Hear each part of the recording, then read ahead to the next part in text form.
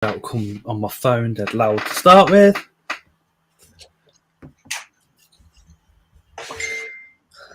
Oh, we're live. Live, we're on. Are we live? Can you hear us, see us, and all the rest of it? It's not come up on my phone. That's the bit that gets me. It's like, why is it lagging? Why does it take ages to come up on the phone? It's delay time. Yeah, StreamYard's been quite delayed across everybody's channels that are using it at the moment for some reason. Before you sent this to me, I never even heard about it. It's easy to use, hence I use it. Hello, can you all see us and hear us? Are we on live? I hope so.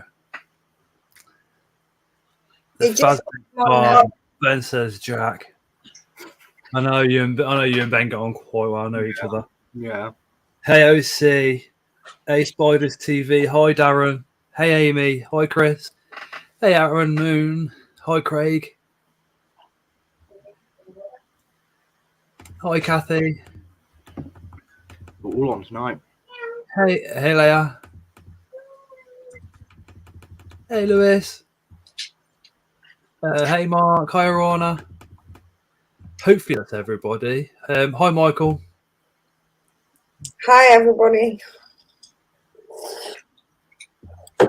How is everybody feeling now the hot weather subsided and the thoughts of global domination by the sun is finally over?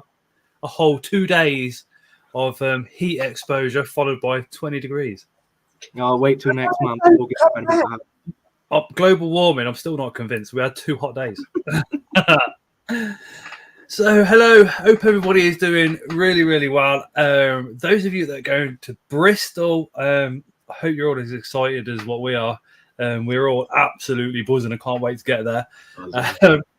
Buglathetic, which is Jack, will actually be there. No doubt I said that wrong because I am terrible at reading and pronunciation.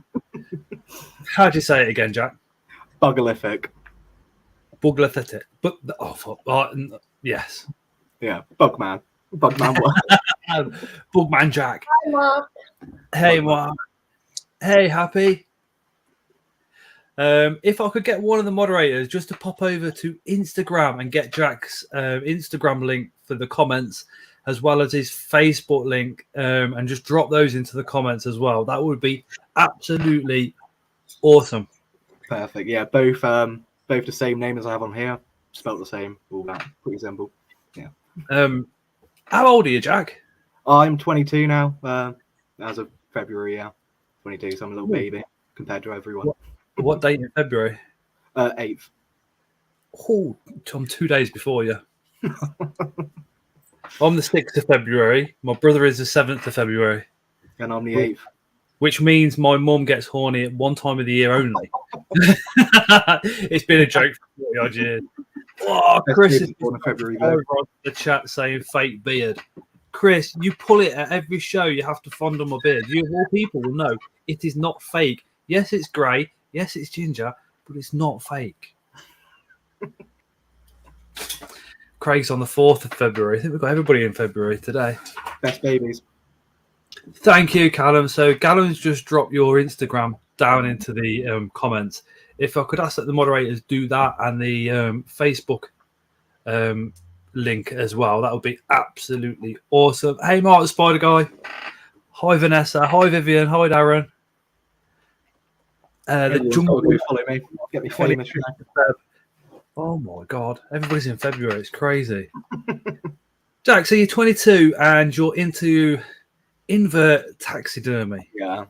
You know, everyone should be at my age. That's what all the cool kids are doing. Really? You know, I mean, all right. I'm going to stereotype teenagers into early 20s. Normally, it's like partying, and more partying. I still get my parties in. If it's not partying, it's gaming. Yeah. How did you discover an interest in taxidermy?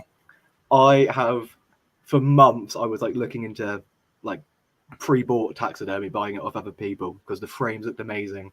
Because I'm at uni, I don't really get I move around a lot. I live quite far away, like outside of uni than I do at uni. so it's like a lot of like travel and all that.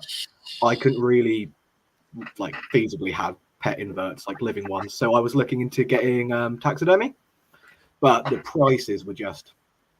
I'm a student. I can't be paying for that. So I looked into it. I just started researching, writing down everything, and I found out I actually really like it. And there's nothing cooler at a party for drunk people than saying I gut insects for a living. So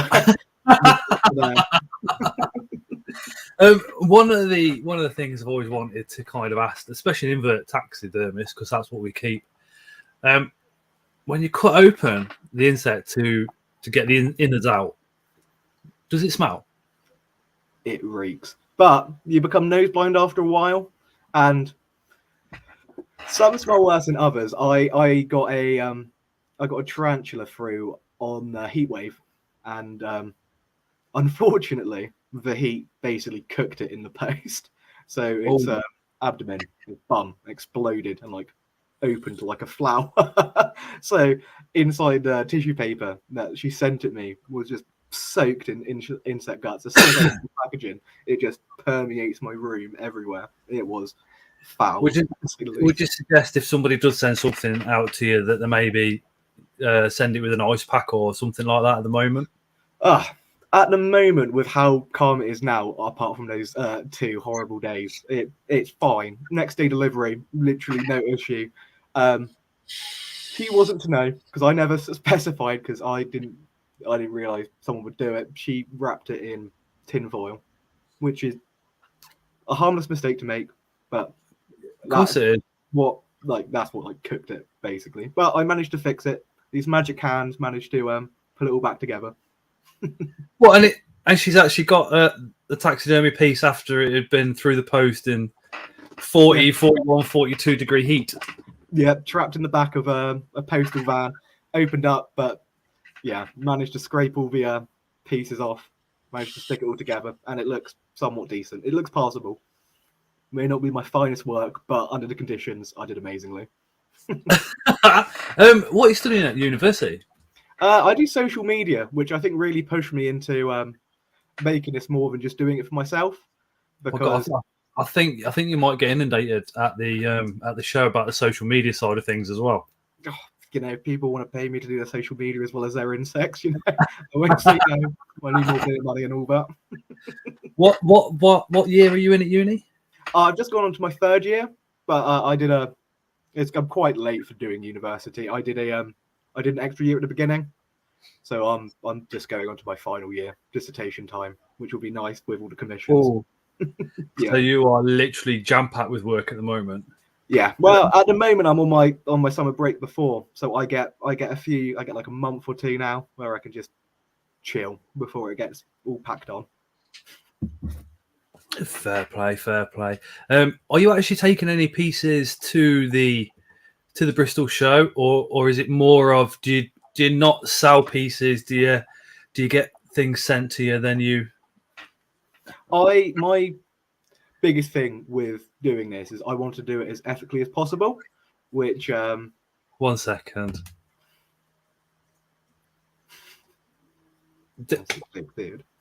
They know if somebody puts money on the chat like Callum, he knows I'll highlight it. It is a fake beard. It's not a fake beard. Back at Taunton, I pulled it. It came off. Just remember, if we go to the show, if anybody touches the beard at the show, the catch is I get to touch you. So Callum, come fondle it. I will give someone a free commission if they go and tug on Scott's beard at the show. I can't even swear because it's not 9 o'clock.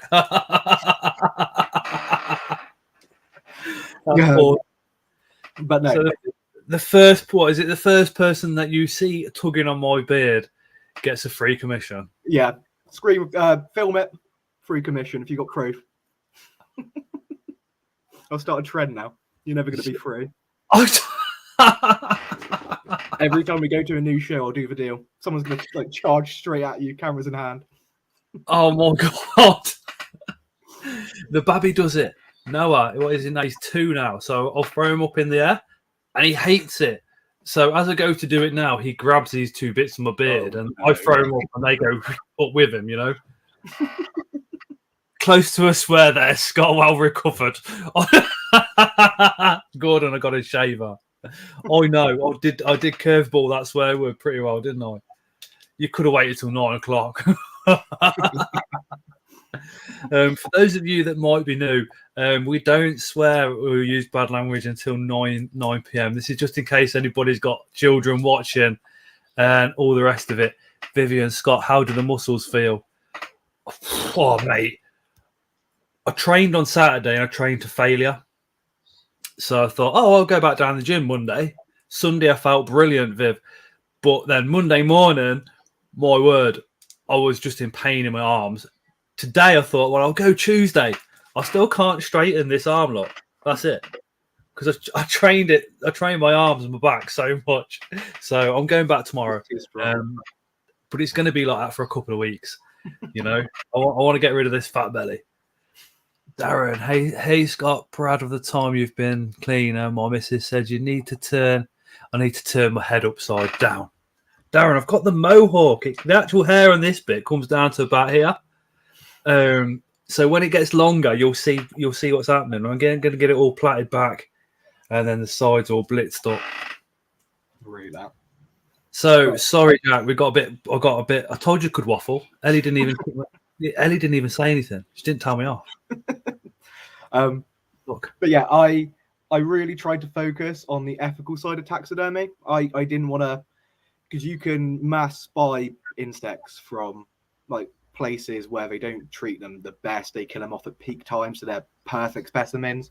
So I know, like, I have my friends send me their insects, or I do commission. So I will have a few pieces. I've got one here. I've got a nice little dead leaf mantis. My camera's terrible. I don't know which way to go. But that I got sent to by a friend. But I also feel that all insects should get a second life, because that's what I truly see this as. It is a second life instead of just chucking them in the bin when they go. So even if they're damaged from age. How long do they last in the freezer for? Before you time. I'll have a look in the freezer for you. Please do. Get some bugalificone. And we'll see. I think I've still got a spider and a scorpion in there, from what I remember. I'll have to have a look. Probably underneath the steak. Honestly, the bugs in my freezer. Sometimes after a night out, you come in, tasty snack, you know. My other arm gave up. There's mice in there and all sorts, as you can imagine. Pinkies, and then there's the odd dead spider goes in there, the odd dead scorpion, all sorts. It's just how we are, isn't it? Yeah. She has a ton in her freezer. Bring them to the show. Give them Jack. Honestly, pay for the commission. Lord, let him do his thing and make himself a couple of quid somewhere along the line. But yeah, going back to the ethical and unethical, it's one of the things I've seen. I'm not going to say where, but it was in the UK. But the almost air seal dried scorpions. Do you know what I mean? And you see like 100 of them. Yeah. You know they've been perfect condition ones. Yeah, you know they've been picked straight from a forest, and it's like, oh come on, you've not even wild caught these to sell into the hobby. You've picked them out from a forest to kill them, probably gas them, and then air pack them, and then that's it. What? I don't get it. Yeah, I can't morally sell insects that I know have been specifically killed off for it. So a few that I'm going to bring to the show have like moths that have tears in their wings, and whilst they don't look like perfect quality, they've lived a good life. I know they've lived a good life. Like when they get to adulthood, they obviously flutter their wings along the side, damage them a little bit. So they may not look perfectly beautiful. Don't worry, Amy. Yeah, they So they look natural. Yeah, so they look natural. They look normal, not like they've literally been bred or hand-picked and killed instantly. And literally, they've died of natural causes, which is what all taxidermy really should be. Is there any plans of moving with inverts maybe into reptiles, mammals, or do you already do any of that? Do you do any of the bromide or alcohol stuff, or? Wet specimens I would love to do. It's just again a case of finding the specimens to put in to make wet specimens out of. I'm not running around with rats in my bag at the moment. But with invertebrates and all that, I would love to start to do like articulated skeletons. It's just a longer process, and I've just recently moved into a student flat at the moment. I've got no garden space. I'm not having a pot with smelly lizards in the back. I might get a few complaints from the neighbours. Leah said she does the resin jewellery. She says everything is ethnically sourced. Hey, Tony. That's what we like to get. How much would you charge? I have a baby green tree python in his freezer. At the moment, I personally am not comfortable with doing commissions on larger animals. Maybe one day, but at the moment, I don't have the skills. I don't have the experience. I know I couldn't give you the best work I'd be able to do, and I wouldn't want to charge you for something I know I wouldn't be the best at. Aaron, my way.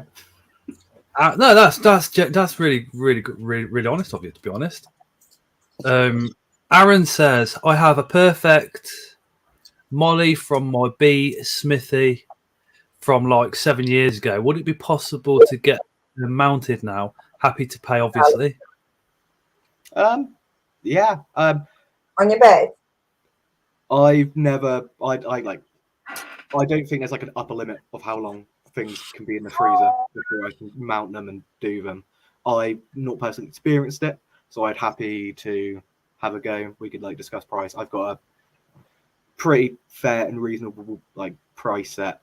I feel anyway. So yeah, just drop me a message on my social and we can discuss. Is that just going to message you on Instagram or on Facebook? Yeah. Instagram or Facebook, either or. I'm quite responsive. Obviously not at the moment. I'm on a live stream, but afterwards, I've got all the free time in the world. I'm a social media student. I'm never off my phone. The picture again. What you say, Ellie? Sophie asked if I would feel free to draw her kissing snails, and I said I would try, but I need to find the picture again. Oh. From slug adult wrestling to... Oh, no, Aaron says it's not the actual spider itself, it's a molt. I haven't yet done a molt, but I would be happy to give it a go. I don't see how it would be crazy different from doing an actual spider. Them, then you shape them, then you dry them out. Yeah, literally. It's a simple step-by-step process. That's why I do inverts at the moment and not vertebrates. It's a lot simpler. It's straightforward. Molts are fairly easy. That's what we do to sex them. Yeah. I'll just point a microphone at it. Yeah, you point a microphone to sex your tarantulas. Just go buy him a drink. If it comes with boobies, it's definitely female, and you know it came from Scott. He says, legend, I'll bring her to the show. We'll message you after the stream. Oh, my. When I went to the Taunton show... That's all right, Aaron. Catch you again later, mate. When you went to the Taunton show, sorry, I spoke over you. When I went to the Taunton show, people were giving me bugs to like taxidermy. So I came with my frames like pre-done, and I left with boxes and boxes of dead bugs. So if anybody's got something that's like recently passed away and literally you're going to do nothing with it and you're going to Bristol, drop it off to Jack on his stand. I would happily... yeah. As I say, I happily will... I'll take any insects rather than them going into the bin. Sell them on to... pass them on to me. I donate 10% of all my profit to the butterfly conservation. Because we need to keep... any of mine all had the flush funeral. The flush funeral? Where's the butterfly charity based? Oh, where it's based? I don't know. Is it physically based? The butterfly farm, that one, or is it the UK? Oh, it's the UK one. Yeah. UK one, yeah. What would you do with a tiny baby snake, like skeleton work? So Have you tried any reptiles yet, or has it just been purely? it's at the moment what I like to do before I even start anything is research to the point where I feel like I could do it off by heart. So I've only been researching at the moment, but if I ever get to that point, I would articulate the skeleton. So just I would let it rot down, Right, Sophie. and then clean its bones, and then I could make a nice frame out of it with just its like skeleton. Yeah, but That option is to let it rot down and then. yeah. So that's what I say. Like at the moment, I don't have any space really to have a place for it to rot away. So that's just like another hurdle I need to get over past like experience. You should speak to uni, the science department. They could literally watch the animal decay over the course of several months and monitor it and do a write-up maybe. Yeah. I don't think I'm at a uni that's high enough up to have animal decay as a study. Anton said when you start doing the reptiles, message him. I'll message you, Anton. As soon as Jack says that, I'll drop you a message. We'll put you guys in contact with each other. Just keep them in the freezer, especially for if you just wanted articulated skeleton. It'll last forever in there. No like freezer burn or anything like that. What's the strangest thing that you've been asked to do so far? Has anybody come with you, like come with a slug or a leech maybe, and said, "Can you do something with this?" I haven't got anything like that like at the moment. I get the odd like reptile ones, and then I have to give a sorry, I'm not comfortable doing that at the moment. I did a fully grown African giant millipede, and by far the foulest experience of my life, and that is a hard limit for me at the moment because you can't gut them because they're so fragile, because they pretty much are just like the armor plates. It's not like the tarantulas or mantises where you can just cut their abdomen, squeeze them out, glue them shut. So I just had to put it in my shed and let it rot down for a few weeks. And my God, the smell was horrendous. Because at least with most insects, 99.9% of their guts have rotted away. I've like been taken out, scooped away, binned. So you just have to like the legs and all that. You just have to smell as they rot. But an entire like 8-inch millipede absolutely reeks. Yeah. Osman says, "Do you treat the dead insects with any chemicals or anything like that, or is it literally just drying them out?" No chemicals. Well, so once I gut them, so like empty them out, I fill them with baby powder because it's antifungal and it like absorbs moisture, so it quickens up the process. And I stuff them full of cotton wool, so yeah, I get to smell the entire rotting process from the arms and legs because you can't gut those. So it is just baby powder, really. That's the like the magic that makes it work in the end. But they're fully hardened. They're like rocks in the end. No worries, he says back in a while. A8 Converter Man says, when they're rotting, how do you protect them from anything else having a munch? I don't have any flies or anything in my room, and I haven't yet experienced anything ever trying to. But if I'm going away for a few days, because they take about 2-3 weeks to dry, so it's like a decent period of time. So sometimes, say I'm going home for a weekend, I'll just cover them with like a bowl. And that's good enough. Yeah, nothing can get to them. It slows down their drying a little bit, but yeah, I've never experienced something trying to eat them. I've never had like what is it, the Damascus beetles? I think that's how you pronounce it. The taxidermy eating beetles. Yeah. How about flies like maggots or anything like that? Or would maggots just help with the process? Maybe it probably has helped with the process. Some of them. My room's quite clean. I don't have too many flies or maggots just chilling about in them. Let me just mention what Leah said. So, Unusual Pets says Michael Taylor is still in need of a lift to Bristol. We've put this all over socials and everywhere, but he's over in Corby and he's willing to cover the fuel costs for anybody that is willing to go past Corby and pick him up. If you're wondering where Corby is, it's right next door to Kettering. So if you're going to the show and you're going through Kettering, if you could drop myself or Unusual Pets a message, we can put you in contact with Michael. He is a safe guy. He's a lovely guy. Like I said, he's willing to pay your fuel as well. So that would be awesome if we could get him there. He has been on the Invert show car share, and we haven't been able to find anybody on there. So hopefully somebody out there is going to be going through Corby/Kettering, and it would be awesome if we could get him a lift. Hey, Russell. Also, a massive congratulations to Mark the Spider Guy as well. He's done his 4,000 watch time hours on YouTube, which means he's going to become monetized in the next week. So we can all become channel members of Mark the Spider Guy, which would be pretty epic. Hell yeah, that'd be sick. He is quality, Mark. It's absolute quality. Anton says, what made you start taxidermy?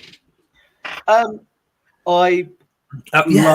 what point do you look at an insect and go, well, instead of buying one from, one of the other places, what I'll do is I'll cut you open, I'll take your innards out, and I'll fill you with baby powder and cotton wool. For me, it was the uni student budget. I've been looking at beautiful art pieces like for months. I really wanted some. I was going to drop like 60, 70 pounds on like a really beautiful butterfly. And then I looked up how to do it, and it's an art form, but it's like a simple step-by-step process. So I was like, I think I would be able to do it.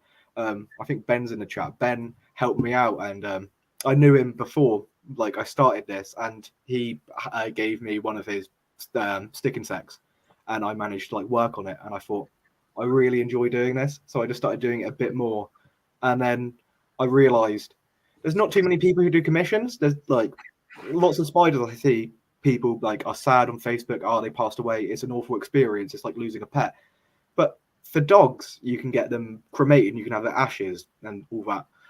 Why can you have a second life for your invert? Because they're just as meaningful for someone. So I started messaging people I knew, being like, sorry you lost your pet, try not to be insensitive, but I'll get it and stuff it for you and send it back.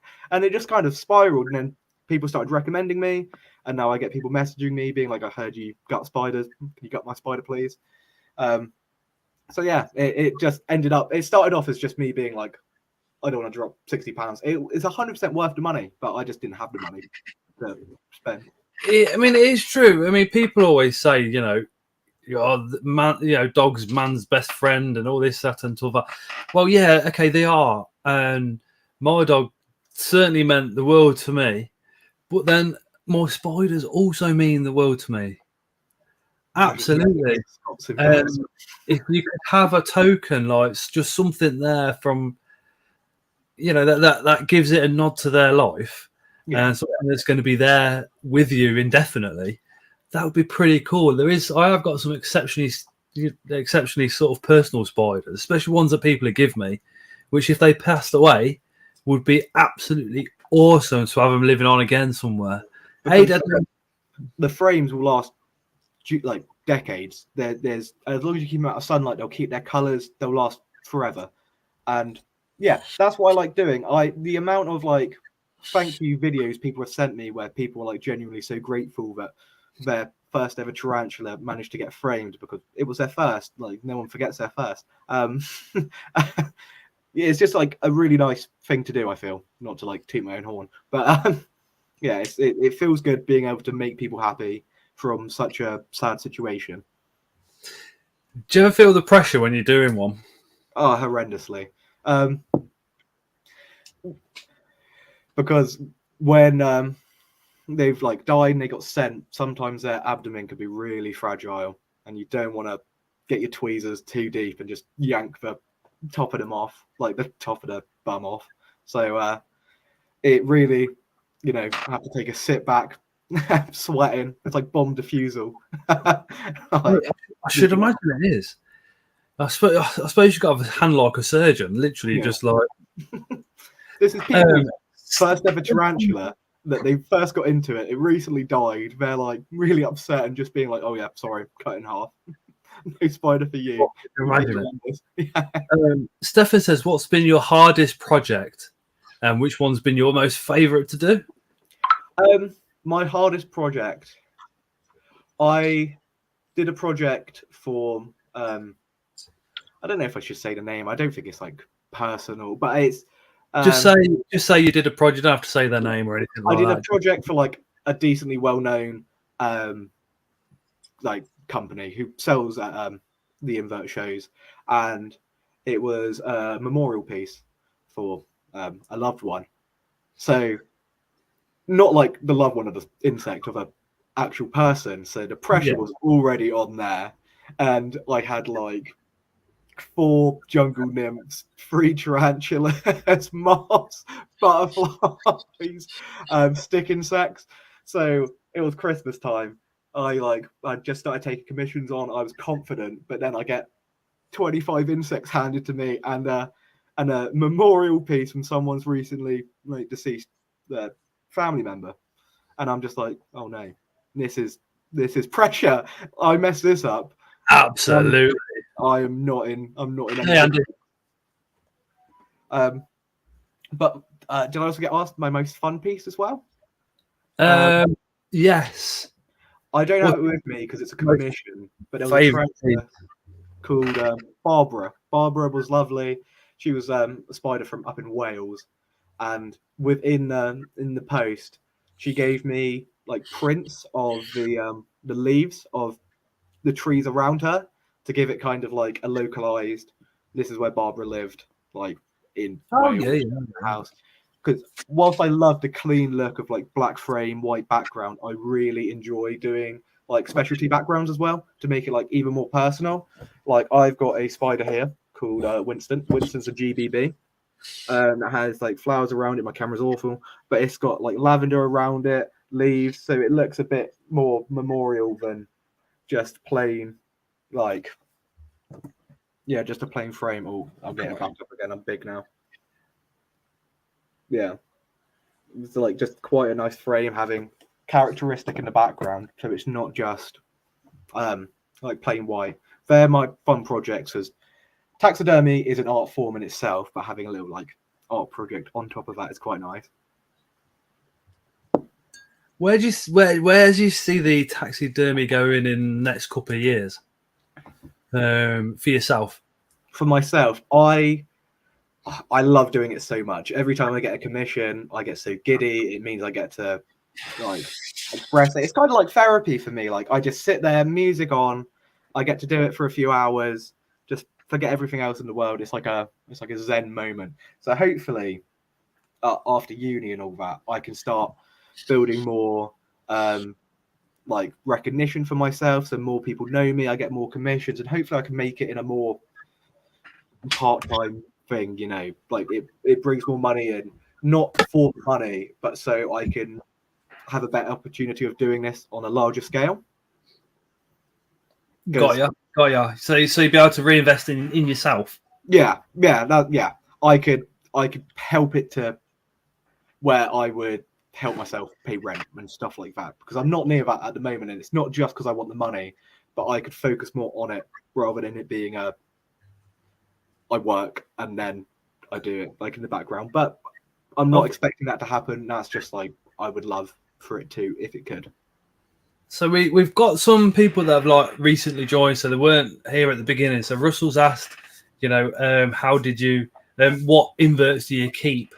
So I don't know if you just want to go over that again. What inverts do I keep? I'm going to out myself here. I'm a fraud. I'm an imposter. I don't actually keep any. I am a uni student. I live in a flat with 2 girls who are terrified of any insects. So can you imagine that? Just moving in with 2 normal people and then talking about hobbies, and then you go, oh yeah, I taxidermy things like tarantulas, centipedes, millipedes. I bet I I get bet parcels on the any daily. chance of pulling them went out the window as soon as you said that, didn't it? Yeah, I get parcels on the daily of like people sending me insects, and they like refuse to touch them. I'm out in lesson being like, put it in the freezer. I don't want it to rot. Put it in the freezer. They're like, I'm not touching this, Jack. It will stay on the floor until you come back. But I also, what I like about doing a taxidermy, because whilst it'd be lovely to have a pet rock, I mean tarantula, I get to have a different animal each 3 weeks when I get them and send them. I've got a GBB, which I'm going to send off. I've got a dead leaf mantis. I've got stick insects, all of that. I don't have to feed them. I don't have to water them. There's no there's no upkeep. You don't have to change their water dishes. Yeah, so while we're all panicking on the hottest days of the year, going, I'm at work, oh, my spider's safe. You're like, mine are already dead. So I'm all right. So for anybody that's just recently joined, Jack is actually offering a free commission on any of your dead inverts if you're at the Bristol show and if you can prove to him that you took my beard. And so I want everyone and he will Scott. But just bear in mind, if you fondle the beard, I fondle you. Enough about that situation. Anton says enough about the animals. What's it like living with two uni girls? I think we'll save that one for after 9 o'clock, Anton. Hi, Russell. What does your family know, or what? Yeah, my family know. They're pretty supportive. They don't really get it, but they're just happy I'm doing something I enjoy.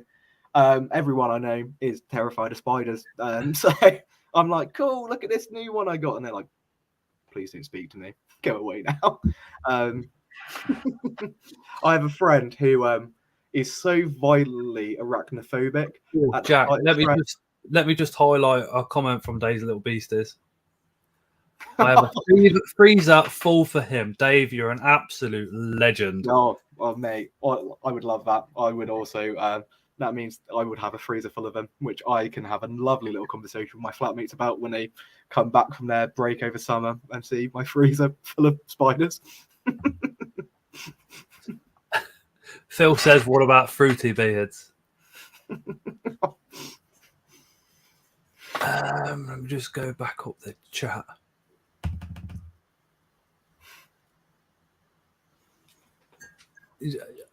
Osman, yeah, I'll be flying over to the Netherlands, mate, to take you out if that happens.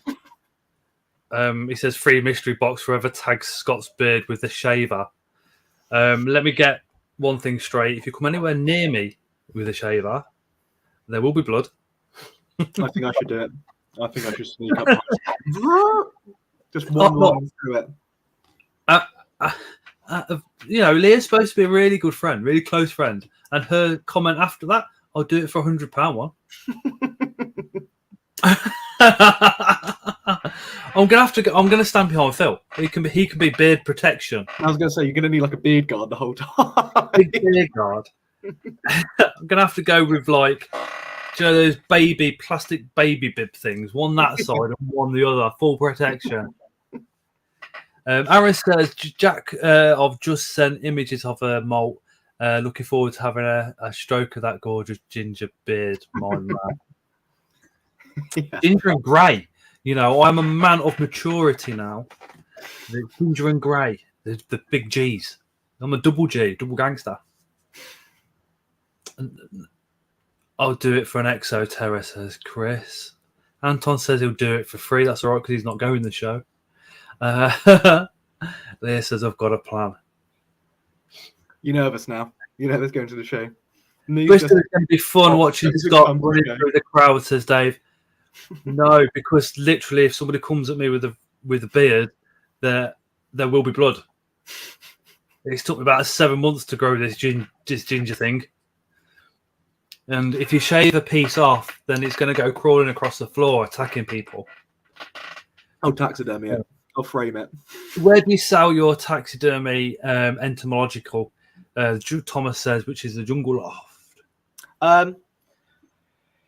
Because I don't have too many pieces to sell, just like outright. I mainly focus on commissions, but I'm happy to give insect second lives anyway. So at the moment, I do have about 6 frames for the show, which is not a lot, but we make do. We make do. I will, whenever I get anything new in, I always post photos up on my Facebook to make sure, like, to show people what I have, so they can like message me and reserve them. But they do sell like hotcakes. I last time I got a drop in, I got like 30 insects for my friend. Within 2 hours, they were all sold, which I loved, but it left me high and dry for Bristol show. Let me just address one question, which is Jungle Loft. He says, me and Toby, they're coming down from Scotland, are a bit worried because there's supposed to be protesters on the way down to Bristol, so we're a little worried. Thomas, they threaten stuff with every single animal show. Don't worry. If they turn up, there is some big lads at the show to go and remove them. You'll be completely fine, completely safe. If all else fails, the police are always responsive. But I've never seen anything like that at any of the shows. We did kind of clock a few at BTS, and they were literally told by one of the lads from Creatures from the North, literally, are you animal right protesters? And they literally left the building. There's only 2 of them. They left the building. But when you've got like, a 6.5 foot mohawked guy telling them to leave, people do that. Was Tim. He's massive guy. As in motorway fuel protesters. Why don't you put that, Thomas? Blocking the motorway, not the actual show itself. You're going to have to research that on the day, because I think that's going to affect us all, Thomas, if that happens. I've not seen anything in the news or anything like that. But if they're going to block the motorway for fuels because of the fuel prices, they're not going to do it on a Sunday. They're going to do it on a busy day. They're going to do it through the week, probably like 8, 9 in the morning, like they've done in the past. Hey, Lewis. So again, if you're going to the Bristol show, if you have got dead things in your freezer that you're happy to give to Jack, please bring them along. He could also do with stock as well as commission. So when we go to the shows, he can have more on display, so he can show people exactly what he does. Yeah, I'm that one freak who accepts people's dead pets. People chuck them away. I'm just like, give them me. I'll lug them home. Like I said, I think I've got a scorpion and a spider in the freezer. I'll have to check. And Dave says he's got a freezer full. So fingers crossed you end up with quite a few. I was going to say, watching all you guys and seeing how many you have, I've been thinking you must have at least like a few. And buggerlific taxidermy is the coolest thing right now. And you guys want to be cool, don't you? So you got to get your friend far. Is it the hip up and coming thing? Is it taking over?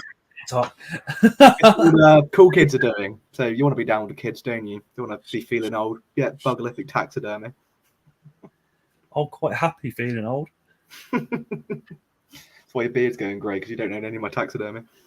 It's because I haven't fed on the blood of virgins recently. Not Anton. It was Andy asked how old I was. I am 43. I know I only look. I know I only look like a 19-year-old, but Eddie's face says it all.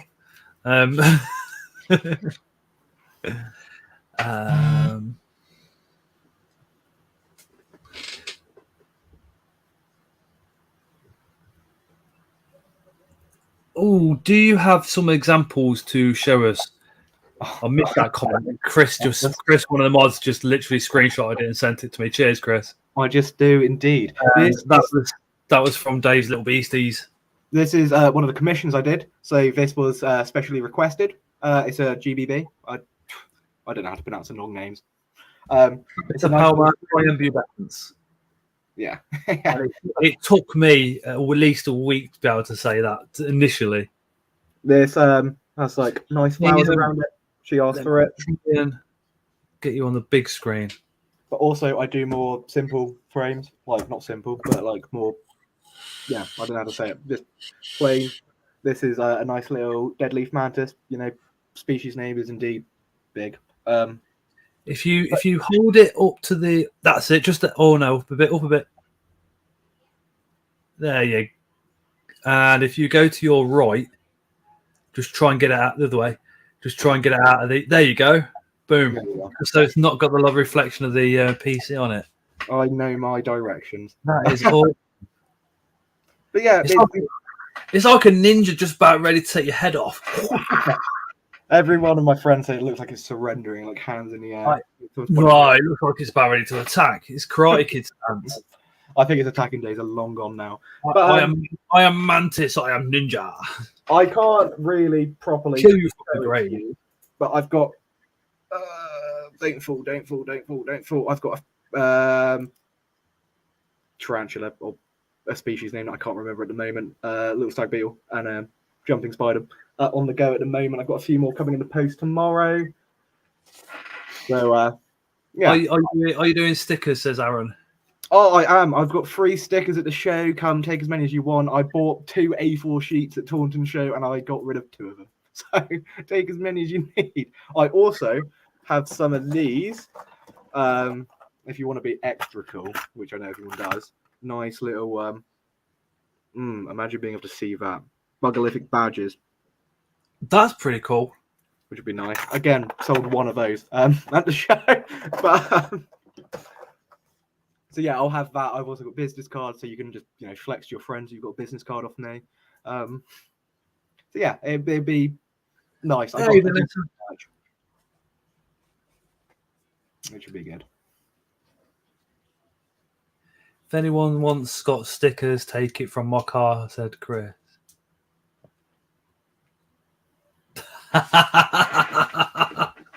We went to one of the shows in Chris's missus's car.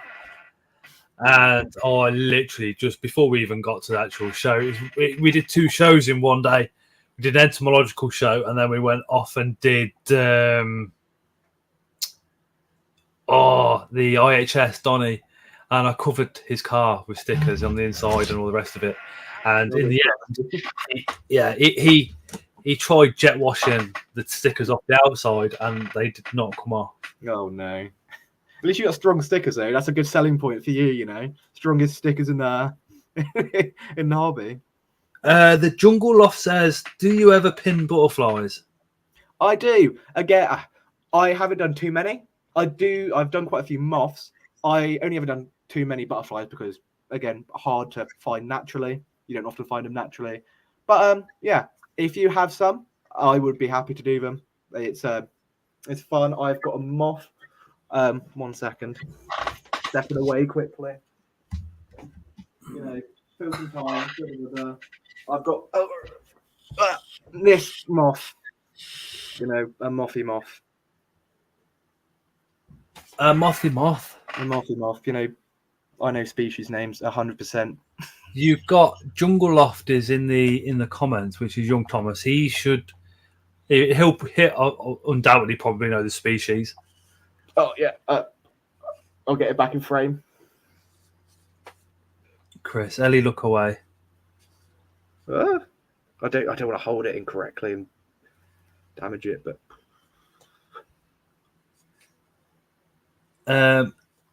Anthieria perni. I was about to say that. To be fair, that was my next guess. Leah says, "What is your name again?" As in, like my actual name or my your actual name. I'm Jack. Leah is a real close friend of mine. So what I'll do is I'll pop your links personal on Facebook if that's all right with you. Perfect. Yeah, Jack or Bugalithic. Seems no one knows how to pronounce it. Leah's doing a stand at the show as well. Like so, that was Leah with Ellie. Oh yeah. Yeah. So they're doing one stuff as well. He said. Thomas says that was actually. It's also known as a Chinese oak moth. He said he thinks. Yeah. Well, if you want it, it'll be at the show. Yeah. That is the one thing I'm lacking on. Are you? I don't know species names at all.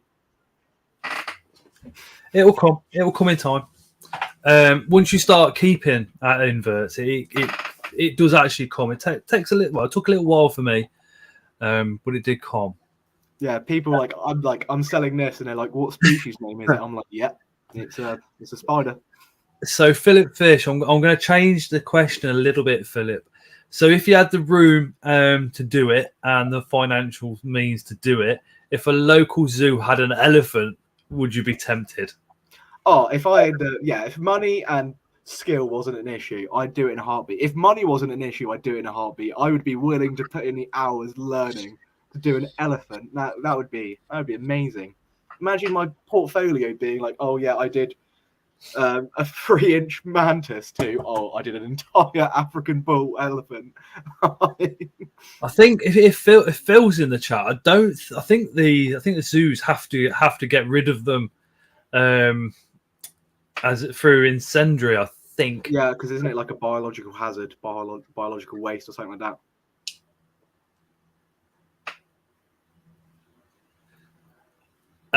You can in a little while, Thomas. So give it another half an hour.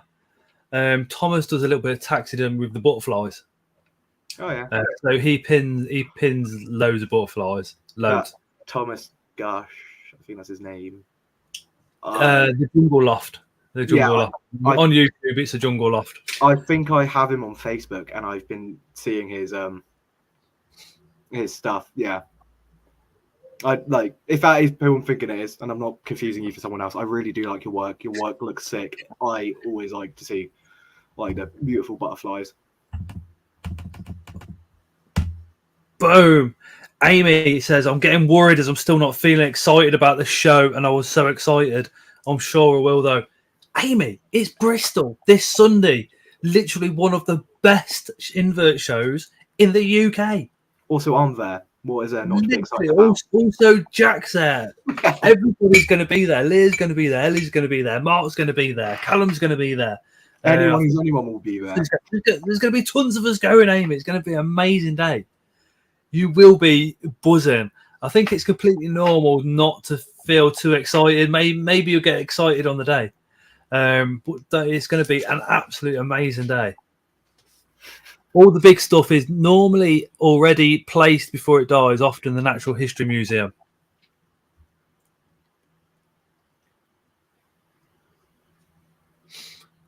Leah's going to come and hit you up for a few of the badges. They are not all for her. Oh, you can grab a few for yourself as well. Just cover yourself in my bag. I will definitely be having a few. Definitely. I'll probably grab a couple off you because I'll have one for me, and then the little one will want one. He's nearly as tall as me now. Layla will probably want one as well. Tony's gutted. She can't get there. That is terrible. It's sad. Terrible. Dave said, "Who's going to buy him a coffee?" Cheeky. I think he should be buying us coffees. Scott, I'm pretty sure it might be an anecdote. It might be someone else, but I'm pretty sure I managed to get you to buy me a coffee back at Taunton Show because you were walking by for coffee runs, and I was like, "Please get me one," because I know. Yeah, of course. So I've already got you under my thumb, Oh yeah. No ball spot here, sunshine. Just a solid. Dave, come to Scotland, and I'll buy you the coffees. I had a coffee with Dave at BTS. It was awesome because everybody had disappeared from the cafe, and he was literally just chilling with his best mate, and it was pretty cool. He says, "I won't have a free hand once I've been around the show." Go pickpocket Dave while he's got his hands full of spiders. Jack, how do you feel about joining the sticker pack? I'll take a small pile of your stickers and put them with all of ours and send them out. Free advertising. There's only one. Scott will buy everybody a coffee. Craig, I'm getting married, mate. Do you know how I thought I was skint before I agreed, like, yes, we'll go get married. Now I know what I thought I was skint when I was homeless. That's nothing compared to how I feel at the moment. It is. It's like we're not getting married expensively. We're doing it really like majorly on the cheap, and it's just like, wow, a cake costs fucking how much? Just get the caterpillar. It is. I nearly did. She was like, well, we could do something. But no. Speak, but you're on mute. we have hit 9 p.m. I forgot I was But I did say, Scott, I could have made you a cake.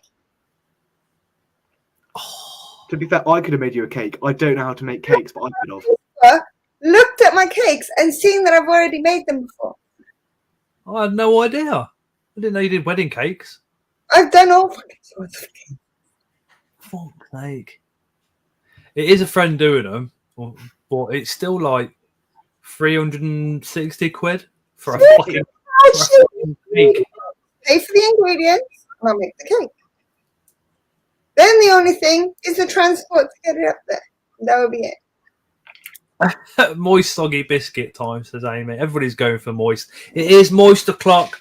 So on all the lives, come 9 p.m. it's moist o'clock. So if you've got children watching, we do swear now, and we can also discuss adult topics and stuff like that. So if you've got children in the room with you, it's on your head. I take no responsibility for them hearing swear words and such like for the next hour. So, Jack. Yeah. This beard tugging. Beard tugging, yeah. You fucking bastard. It's got to be. It's got to be. Because you already get swarmed. Trying to have a conversation with you at Taunton was painful. Because I could leave my stall. Anytime you was near, there was a flock of like 17 people around you. At least this time, these 17 people with cameras in your face trying to tug your beard. It'll be a bit funny, at least. It'll entertain me. It shouldn't be bad days going, so hopefully, yeah, he'll be coming with the crowd. Leah says, does Jack want to know the catch before he agrees? I'm just going to shout.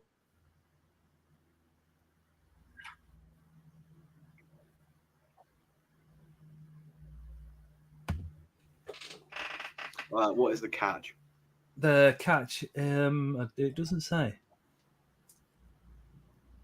Dave, any chance you'll come to the Scottish show? Are you selling at the Bristol? Says Bugler.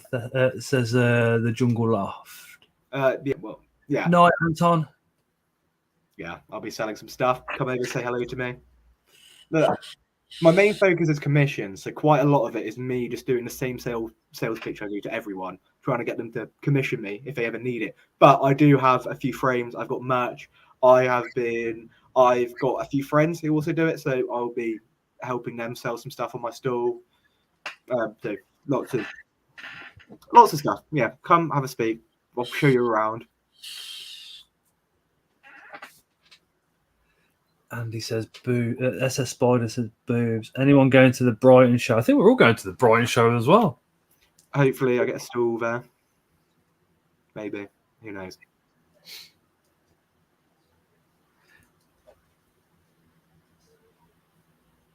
What's that? Boobies. Scott has a fake beard. Fake beards everywhere. Scott's a anchor. Oh my god. See what happens on Scott's Inverts Live. Literally get to 9 p.m. and I just get grief. Yeah. Everybody just goes, oh yeah, all the kids are fucked off. Right, Scott, you dickhead. Hey. 43 years old and getting bullied. How does it feel? 43-year-old, yeah, victim of cyberbullying. Who's going to the Coventry show, says Gordon. Oh, I suppose I might have to. It was Lee actually messaged me about the venue to make sure it was all right, and I was like, mate, it's wicked. There's enough parking, enough everything, and then he booked it. So I've got to do something a little bit special at the Coventry show because it's it's my second hometown. I've lived here for 8 years. Don't plan on moving out of Coventry unless we can get the cash to get to Wales, obviously. So we've got to do something. Hi, Matt. Have you shown Scott your beard yet?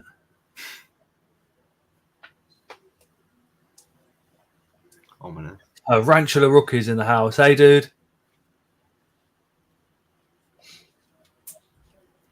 I was hoping to actually have slimmed down by the show, but oh, you look great. You look great. Don't worry. I know, but you can't improve on perfection. The ginger perfection. Yeah. Ginger and grey perfection. I'm going grey too. I'm starting to get grey hairs at 22. It's awful.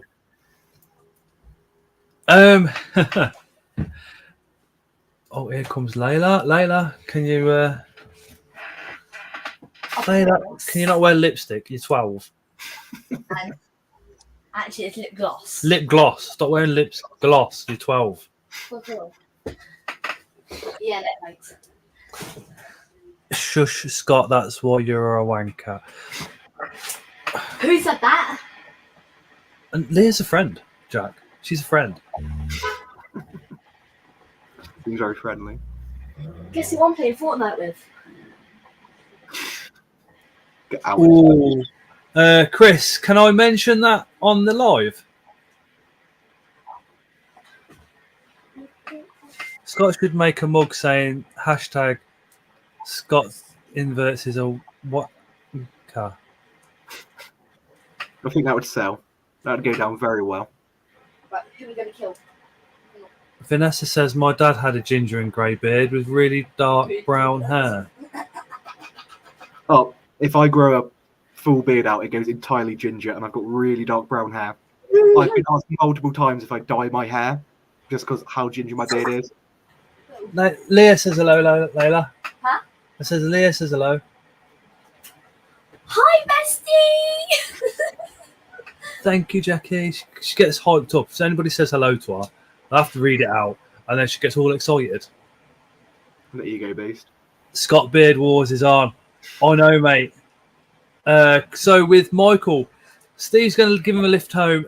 Chris is going to go pick him up on the way to me because Chris picks me up, which is absolutely fucking awesome. So that means Michael can actually attend the show. But a massive thank you to Chris because Chris is going miles out of his way, literally the opposite direction to go get him, the opposite direction to go get me and Lewis, and then to the show. Days Little Beastie says hi, Layla. Hi. Guess who I'm playing Fortnite with? Who? Kyra. Ah, Playing Fortnite. your beard is nowhere near long enough, Jack. Chris the legend. Chris has got to do some hours driving on that day. Sorry, Jack. Think about my beard's not good enough now. I'm not saying my beard at the moment is ginger. I don't have a beard at the moment, but when I did have tried to grow it out and it just looked like pubes, it was just ginger. Vanessa says hey, Layla. Huh? Vanessa says hey, Layla. Hi. Leah says add Alexa. What? Leah says add Alexa. Yes! I don't have her as a friend though. I don't think. We'll sort it out either after the live. Yes! She's right after now. She just dropped something. I didn't drop anything. I was too excited. OT. Inverts with Chaz says hey, Layla. Hi! It's Scott's inverts, not Layla's inverts. It's also probably It's creepy at this point. Do you know? Yes, exactly. Thank It's you. my channel now, not yours. I'm actually drinking coffee tonight, Vanessa. Yeah. Aurora Exotic says hi, Layla. Hi. Can I have coffee? No worries, Andy. See when you get back. Vivian says Layla. Hi. Who asked for another? Craig says, "Can we have another Layla's takeover?" guest starring Bugalific. Yes, We'll have to- definitely. We'll have to see. Maybe in the next couple of weeks, she can do another video again. Kyra, where'd you go? Thank you, Jackie. Craig says, "Hey, Layla." Huh? Layla Vinsverts has more of a ring to it, says Phil. No, I think Layla's creepers. This is terrible. Terrible. I mean, Scott, when you retire in a few years, because you're so old, maybe you can pass it down. I reckon so. Vanessa, you're letting the side down Scott with the coffee. I'm on a diet, Vanessa, right? And if I drink coffee, I don't feel like eating as much. Right, okay. So it's like a food suppressant almost.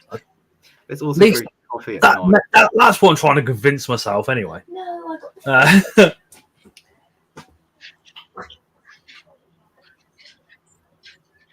Right. Hey, Rudy. Layla's creepers. I could hear that working. Yep. It would, wouldn't it? If you've got any questions at all for Jack, Drop them down in the comments. If I miss them, don't worry. One of the moderators will private message me with the question, which is pretty cool. So a massive thank you to the moderators for tonight as well. They're doing an epic job. If you could drop Jack's Instagram link into the comments and also his Facebook link, that would be absolutely wicked. Thanks, Everything you need to know, you're gonna have to message him through Facebook or Instagram. There's no website as yet, if I'm right. As of yet, maybe one day, maybe when I'm not swamped over by commissions, when I get 5 minutes. How long have you been doing it for? That was it. Taunton show. You just stood outside with a suitcase. What do you mean I stood outside with a suitcase? You were stood outside, weren't you, waiting for a lift, if I remember right? Taunton show. Well, I had a hotel room, and then I was going to the train station. But I don't have a car. I had to move my stuff somehow. I'm not carrying like the looks I would get on the train if I was just holding like frames after frames of dead trucks. I already get weird looks as it is, let alone holding that. But for how long I've been doing this, officially is Bugalific since about October-ish. October-ish is when I started doing commissions with a taxidermy. It's been really long. It was last July, so it is just over a year now. But I think I'm doing really well, which is the main part. Mark just spammed your link in the chat. Thank you. Let me just scroll up because A8 Converter Man, who I know that's Mark number 2, says Jack Nate's home this week. He's not a fan of my tarantulas, but proud as he weeded our garden today. Was amazed after the Taunton show to learn you were on the same uni allotment. Yeah, I'm on the same allotment as Nate. I'm like quite good friends with him, so it'll be good. I hear so much about how Nate hates your tarantulas every day and how your collection has been growing. I also really like your YouTube channel because I already like the Atari stuff, but moving it to the bugs was sick. Inverts with Chaz. Obviously, he's come on a bit later on in the live, so he just says again, what got you into taxidermy in the first place? I am an incredibly poor uni student, so I was looking at these pieces and I really wanted to. They're worth the money. They're 100% worth the money. I'm not trying to say they're overpriced. I just couldn't afford it on a uni budget, so I started looking into how to do it myself. And luckily, I've got friends in the hobby, so they donated some insects to me for my necromancy, and started doing liking them. And people started wanting frames off me, so I did them. Word spread. Now it's the coolest thing in town. Also, I was really close to naming myself, like, I don't know, Jack's like necromancer or something. And you live in student accommodation in a student flat with 2 ladies that are not into bugs at all. Yeah, so arachnophobic. That is. I wonder what they think when they start chatting to their friends. Do you know? Oh yeah, we live in a student accommodation with some guy that cuts open dead bugs and stuffs them and sticks them on frames. The worst part is because of how the flat's laid out, we don't have a living room. So the living room-esque, it's just a sofa is in the corner of my room. So when they come back for the year, they're just going to be sat on the sofa having breakfast. I'm going to be sat there gutting spiders. That dynamic is going to certainly be. Yeah, that's going to work. So also, I'm just thinking if I want them to piss off or something, because I just want some like alone time, and just start placing spiders on the sofa. I'll walk in like that. I'm leaving. Breakfast in my own room today. Put a spider taxidermy in their bed. Yeah. Oh my god. The amount of times I've knocked on their door, and they come out being like, "Oh, what do you want, Jack?" And I'm just holding a dead tarantula. You hear them scream and just slam their door. Oh dear.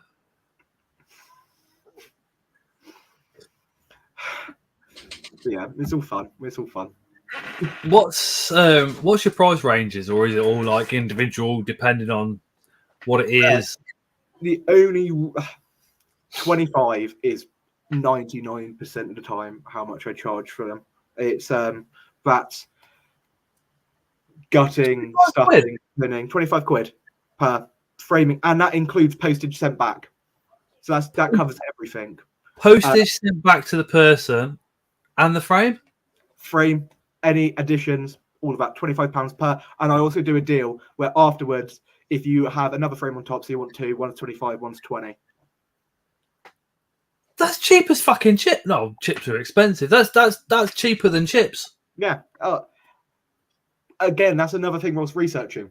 The materials, especially with these people who are unethically doing it and buying them in bulk, which I don't do. I just go down to my local supplier, which I'm not going to name. My dealer, my frame dealer. Local pet shop. Yeah. I am. I realised it's not £60 worth of money, so I do it. Everybody in the chat is going crazy saying that's too cheap. Daddy Nightshade, charging more, right? SS Spiders, you need to charge a little bit more. Yeah, I do. My plan was, with more experience, I will charge more. Right now, Dave, please. You know, if you said £25 plus the postage and packaging, don't sell yourself short, Jack. Okay, yeah, okay, guys. I've been thinking about increasing it. I've just been scared people wouldn't want it at a more expensive price, so maybe I will. My thought process was, I'm new to this. I want to get my name out there, and as I get more clients, slowly raise up the price a little bit, because I've got my skills, I've got a portfolio. My Instagram is exclusively my portfolio. It's just my finished commissions. My Facebook is everything. It's me chatting out my arse most of the time. Yeah, so I was just trying to get that built up. People like to see it, man. I get more, but yeah, maybe I will increase it. You guys, when you pay for it, give me a tip. You know, send me more money. I'll take more money. But Daddy Government pays for me at the moment. I've got my student loan. It covers my rent, covers my food, covers my alcohol. You still got to pay that back once you finish, though. That's the only thing. If I earn over 21k and I'm doing a social media degree, so I'm not going to be earning anything more than minimum wage. I know. You could end up working for like some massive YouTuber. Yeah, Scott's Inverts maybe. You get more working for Dave. Hook up with Dave. You seem like a genuinely nice guy, says Arona, and you do amazing work. Have more confidence in yourself, fella. Oh, it's the imposter syndrome, you know. I never look at my work and I'm like, this is good. I look at my work and I'm like, oh no, they're gonna hate it. And I get genuinely shocked when people like good work. So maybe I do. Come up and say nice things to me at Bristol, and I'll get more. Jack was like really nervous before coming on, weren't you, Jack? Yeah. So he's done exceptionally well tonight. Thank you to everybody in the comments as well for having his back. Thank you, guys. Appreciate it. Dave says, he says it's the same with spiders. If you want one, you pay the postage. Yeah. It's only Amazon that does free postage and packaging, isn't it? Yeah, I guess it's true. I just always felt I didn't want to another reason was I want to give this experience to everyone. I can do this cheap. It covers all my costs, labor, materials, postage, and it gives me some extra money on the side to go buy beer or fags. I can help people who aren't in the best financial position get it, but maybe I do need to raise it, or maybe payment plans or something like that. I'm also terrible at running up money. Like 2 people owe me £45 at the moment for it. I just keep forgetting, genuinely just forgetting. I was sitting here waiting for this, and I'm sat there like, money. What, people owe you money? No, I haven't said it out. I've got some commissions coming, and I keep needing to give my bank details out. I just keep forgetting. Ellie's just messaged me. She's just had a phone call come in, so she's had to disappear as an emergency thing. Everything's all right. Don't worry. Don't panic. She's all good. Missing time with me. We have a quick. You have a talent that not all can do, and that is always a premium. Yeah, that's true. It's quite niche as well. It's quite niche. You'd be a crap drug dealer. Oh my word! Thank you. I'll take it as a compliment. Okay, guys, from now on, £100 per commission. I know what I'm worth. Cheers, Mark. Oh, I'm going to be back in a second. Turn my light on. I look like a vampire.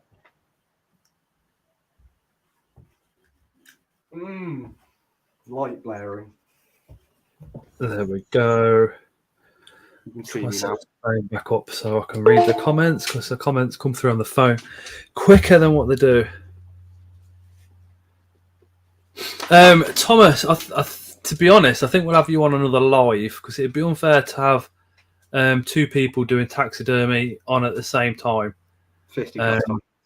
Yeah, a little bit. I don't want to upset people. Arona says, I can send you some. Oh my God, Arona. How am I going to say that?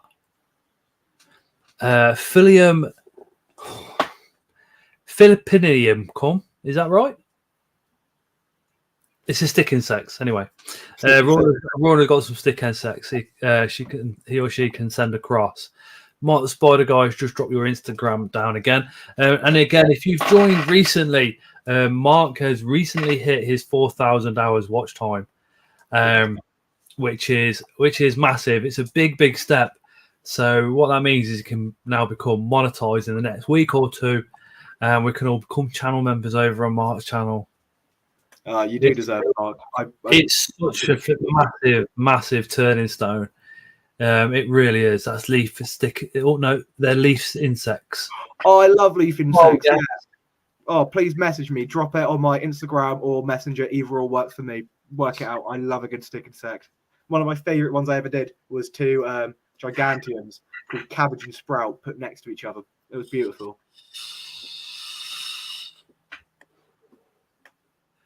That would be pretty cool. There was a question that come up, and I can't remember the question. I can't remember who asked, but somebody said, "Do you do mantises?" Oh, No, Inverts which has just asked, Jack, could you do a mantis? I've got a lovely one here. I've got two softening up at the moment as well. I do love a good mantis. Are you doing the Coventry show? No, probably not. The thing is, I don't drive. I'm on a uni budget, so I have to get a train, I have to get a hotel, I've got to get taxis here, there, and everywhere. It's the money in versus money out, which at Taunton show, it was amazing meeting people. It was just not financially in the green by the end of it. So because I love doing the shows, I love meeting the people. Again, it's not about the money. It's not the money that I It's probably why I should charge more. It's not the money I want. It's just like as a uni student, I'd rather buy shopping. It's a shame because the people at the shows are all like, big established businesses. So they've got the money to spend on travel. They've got the money to spend on hotels, not just for themselves, but for workers as well and all the rest of it. And literally, you're just a uni guy on your own trying to make it. Yeah. Which Taunton, when I got put next to Creatures of the North. No, love them. Amazing people. Outshone me. The big established company right next to little old Jack with 4 frames on his desk.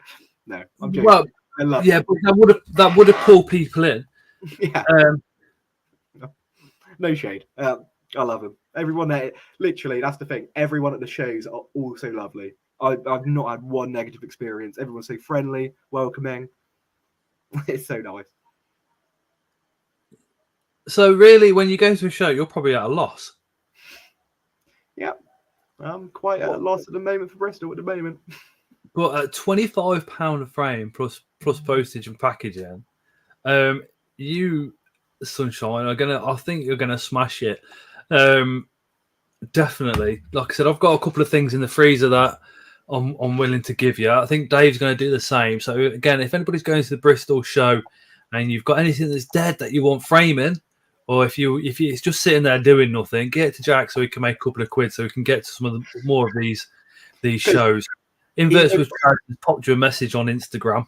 Perfect. I'll answer it when I'm back. It'll be a bit rude to look at it now, but as soon as this is over, I'll check out all the messages.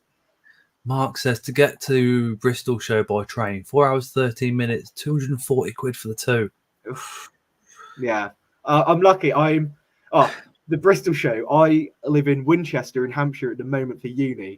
But I live in North Devon outside of uni, and Bristol is directly in the middle. It's the same distance each way, so it's not like I can go home to my family, get a quick train, or get a quick train here. It's like awkwardly directly in the middle of us two. Dave's Little Beastie said, have you ever thought about doing them on mounting them on natural backgrounds? And then he also Arona said they will save you some adult leafies. Oh, thank you. And then he goes on to say, Jack, have you ever thought of setting malts as well? Malts. I've just got a message about that. I would happy to try malts. I think malts is not outside my experience range. Whilst I haven't done one yet, it's not too painfully different from just actually doing insects. If anything, it'd probably be easier. Obviously, with its bum, how they molt, it might not look perfect, but I would be super happy to do it. Anything. My main focus isn't about money or like reputation. It's about making people happy. I want people to have good memories with these frames because they're gonna last forever. But what was the question before that? I got asked the question. I'm sorry. Dave asked again. He says, "Oh, yeah. Would you do them on like natural settings? So Yeah. not just like a leaf here or a leaf there. Like full on.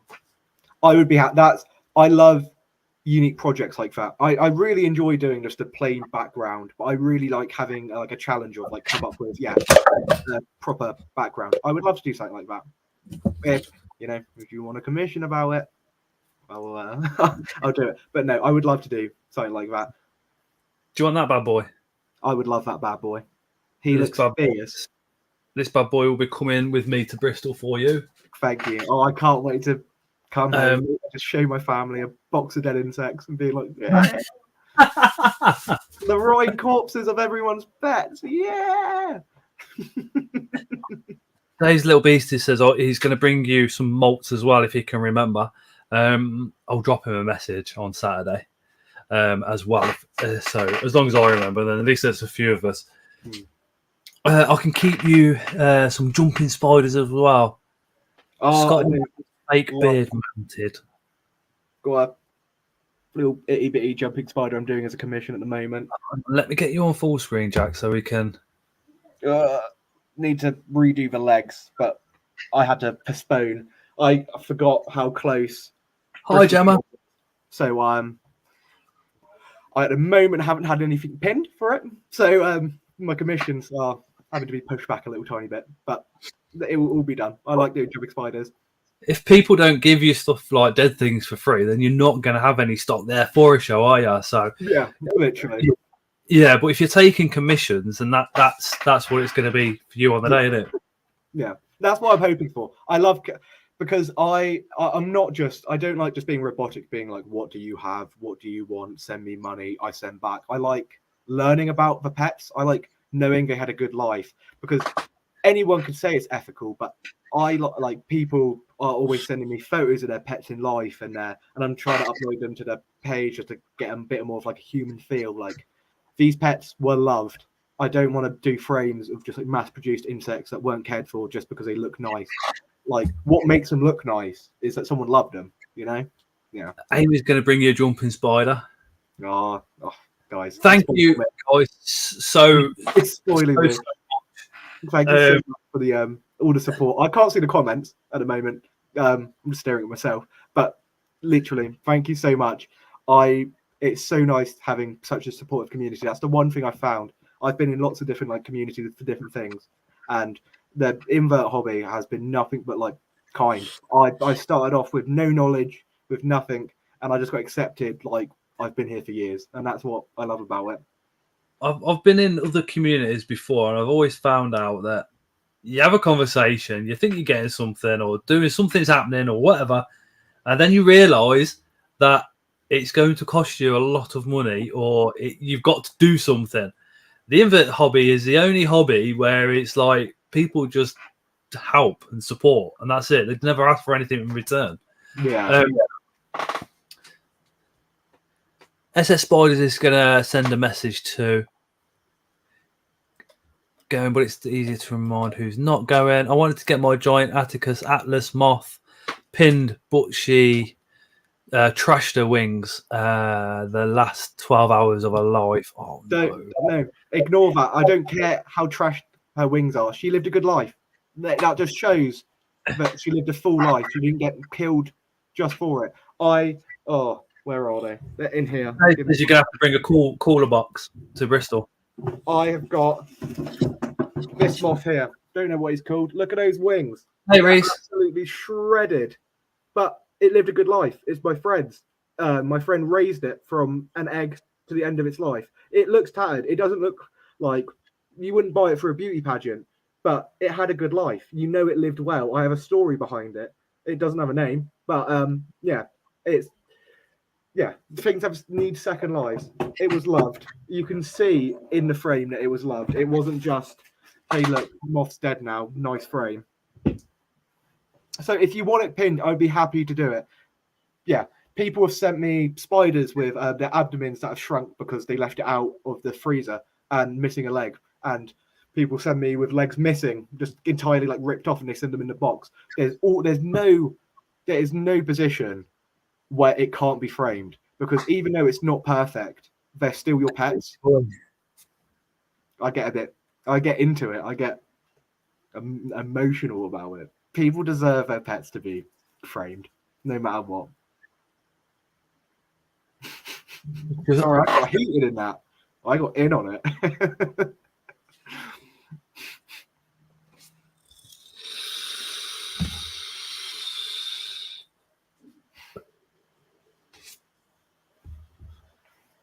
Oh, Scott. Hi, Mark. Hey, Reese. That's awesome.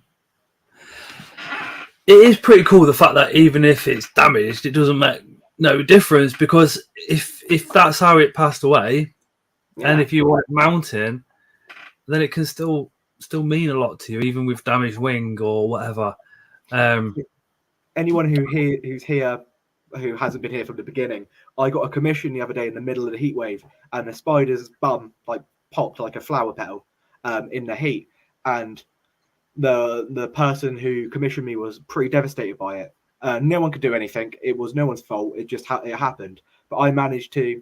It doesn't look perfect, but I managed to put its bum back together into a relatively round state, and it doesn't matter that it looks a bit Frankenstein. It was her pet. She loved it. She had it for years. It sadly passed away. She was gutted about it. I'm not just going to bin it and be like, no, I don't want that on my page. I don't want people to see that I've done that work, because it's someone's pet. She loved it. Why would I not do it? Oh, Reese says he's put one of his scorpions in formaldehyde. Would that mean it can't be pinned now? Unfortunately, yeah. They become. Well, I haven't tried it, but from what I've heard from other people, that you shouldn't do that, because they become really brittle. So it will just break apart, unfortunately. But because it's in formaldehyde, it will last forever anyway. So you have deserved it. But yeah, unfortunately, I can't pin and frame it.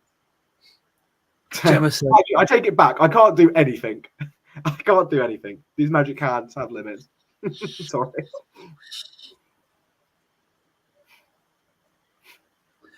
Chris says, Dave, cool box won't cut it. Looks like he's going to need a proper freezer. Oh, I can't wait to be dragging that home on the train. Sorry, guys. That's not Gemma loves your passion. Cheers, Mark. Mark says, like, comment, and subscribe. Tarantula Rookie. Thank you, everyone. For everything. I have a pickup of a dictator from Dead Set at Bristol. I love Dead Set. Dead Set stuff is so nice. Mark's getting his Sturmy done there. But now everybody knows who you are as well. Hint, hint. Yeah. Nudge you guys. If you start doing naturalistic backgrounds, you could hide the damaged parts of the pets that you get. So that's deadly. True. That is very true. That's actually such a shout. I'm going to look into that. I like to have a good knowledge on things before I try them. I don't want to jump headfirst without knowledge, especially with people's pets. So I will have a proper look into that, because I have started doing, potentially. I want to start doing like domes. So I've got a big dome like that and have insects on it.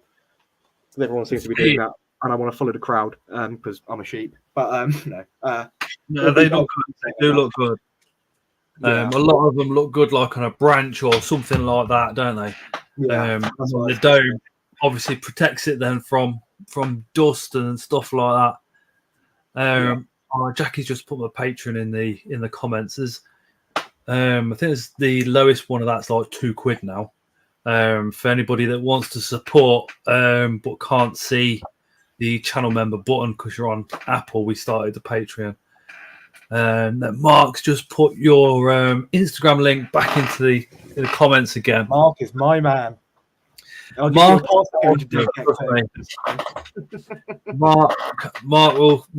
support you and shout you out anywhere and everywhere he can. Oh, Mark's so lovely. I spoke to him at Taunton. Lovely man, and he deserves all the YouTube support and subscribers and watch hours he gets. Jack Daddy says, have a watch of Serpa design for background inspiration. I suppose with Serpa design, all this stuff's like live planted. So that's going to be a case of if you've got something pinned in with something which requires high moisture, I should imagine there's going to be an issue there. But then you could look at, the fake plants and stuff like that. I've been getting into that a bit more recently because more and more people have been wanting actual like memorials, like actual flowers around, autumnal vibes and all that. So I've been looking at getting some dead plants. There is a store, luckily, in my city that has like quite decent dead fake plants.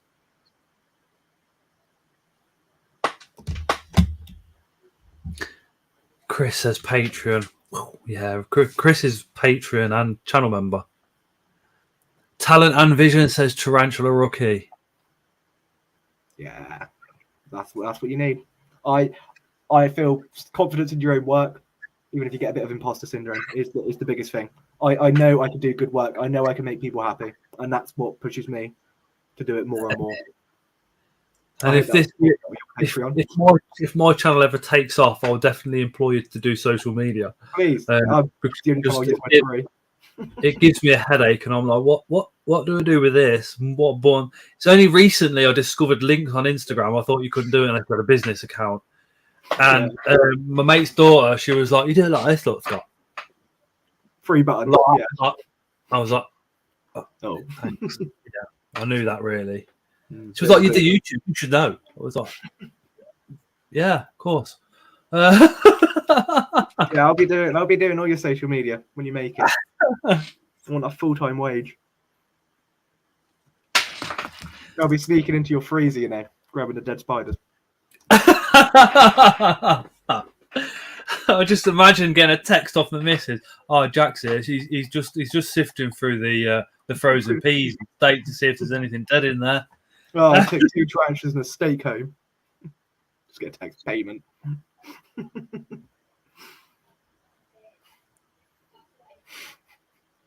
I'm just having a quick chat with family at the same time on Facebook. I don't like to ignore close family when the message. Do you know what I mean? We have got something. While I remember, because we're getting married in August, and it's going to be on a Thursday. I want to try and put a little collab with a couple of close friends. So look out for that one. Leah from Unusual Pets is going to be in that one. So it's just a bit of fun. Pretty cool while I'm away. So hopefully they'll rip the piss out of me somewhat chronic. But if you're not subscribed to Unusual Pets, make sure you do so. And also, we've got 3 very close friends that are going to be at the Bristol show, which is obviously Jack. Make sure you go and see him. Leah and Elliot, they're doing a stand as well. That's Unusual Pets. So make sure you pop over, see those. And then Phil is on the toy stand. So all the toys and the books and everything. He does that stand. So it'd be great to see you guys floating around them. I'll either be hovering around one of those 3 or Spar Spiders or Mark the Spider Providers stand. I should be floating about around those. So if you want stickers, just go up to Jack and go, "Have you seen Scott, Jack? I want to pull it. Has anybody pulled his beard yet, Jack? I've seen you at shows. It's not look for Scott. It's look for the crowd of 25 people that never seem to leave him. No, that's my fault because somebody will say hello, and I'm one for a conversation. So I'll start chatting, and then I'll be like, "Oh shit, I haven't seen this stand." So I'll slowly start walking with them to this other stand, and then somebody else that I haven't seen for ages will be like, "Hey, Scott," and I'll be like, "Oh, you're right." So I'm having two conversations at once, as well as trying to look for a spider on a stand, and then somebody else will say hello, and then I'm having three. But I'm keeping that first conversation going as well as the second and the third one. It's my fault. I do waffle on. Scott, where did you find this guy? He's absolutely amazing. I found him stood outside one of the shows with a suitcase. I was traveling. It was either I was coming or I was going. He went, "Hi, Scott," and then that was it. You're like famous in the community, so I don't know what to say to you. I was just sat there like, "Hello," just. I'm not famous. It's the community. Everybody comes together. Yeah. When you see me, I'm usually wandering around with Leah and Mark, Chris and Lewis, and we're all friends. We're not just subscribers of each other's channels. We're like a little group that we're good friends as well as. So that's what the group of people usually is that you see. Sorry, I put that in bad terms, but yeah, like you're someone I looked up to in the community is what I meant. Like seeing you, like, oh hello, I didn't know what to say. I appreciate that. I don't do taking comments very well at all. I don't know. I've never been able to. Who have we got down? If you want to find, really, Michael. If you want to find Scott, just follow the nylon smell coming from his fake beard. Some say he's got a fake beard, and that's why he stopped smoking, so it'd never catch on fire. It's actually, it smells like cedarwood at the moment. You could use it as like a face mask. It is. It's getting there. Yeah. But I don't know how much longer to grow it because I caught a bit of it at work the other day while I was working on one of the machines, and I went like that. I was like, "You bastard!" Don't worry. We said earlier someone's going to shave it off at the show. They're not, because my reaction will be a very bad one. Scott's reaction is normally an overreaction. So if somebody comes up to me with a razor, yes, there's going to be a bad reaction. The shows are great for me meeting people. Such a good atmosphere, says Dave. Oh, it's so nice. Yeah, because I've only ever done one. I've been to two shows. I've only done one at Hazard Stall. I walked around. I travelled from Winchester, Hampshire to Brighton. I went around the stall, didn't know what to do. I only just started being in like the community, so I didn't know anyone. I walked around for 5 minutes, couldn't buy anything, just wanted to like speak to people. Left in an hour. Took me 3 hours each way to get there. It was worth it. And then the second one, I had a stall, but it was just the hello, my name's Jack. I do megalithic. Goodbye, and just walking off. Start plaiting the beard for safety. Someone take a strimmer. Oh my god, Scott! I got my beard caught in a taxi door a couple of days ago. I think the first show I went to was BTS, and it was like, there's Sam from Bug Grounds. Now Sam's quite a good friend of mine, and I was like, "Hi, you probably get this all the time, but I watch everything you fucking do." But we got chatting, and that was that. And he, such a nice guy, such a really nice guy. And then meeting everybody that you chat to on the socials and stuff like that is pretty cool. Yeah, other people that do YouTube, people that don't do YouTube. It's nice because the shows, you don't just you meet people that have no social media at all, and that they're the absolute gems because they're not affected or they've got their own view on things as well, and sometimes their view is absolutely amazing.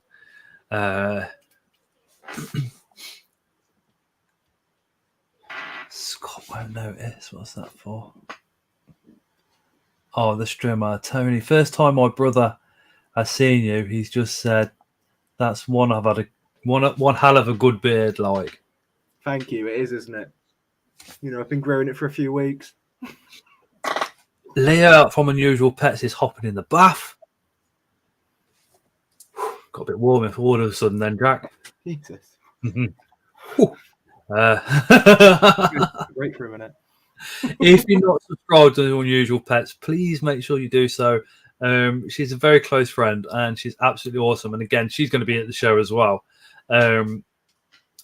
selling bits and bobs, crafts and such like. A few inverts off her table with alongside Ellie. Hey, Steve W. He won the Joey Steve was doing the raffles for the autism. Yeah.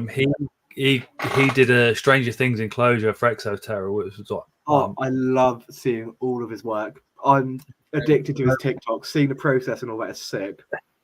Don't even go there. I was like, mate, you know, Stranger Things. I love Stranger Things. Layla loves Stranger Things. It's about the only one thing that we've got in common at the moment.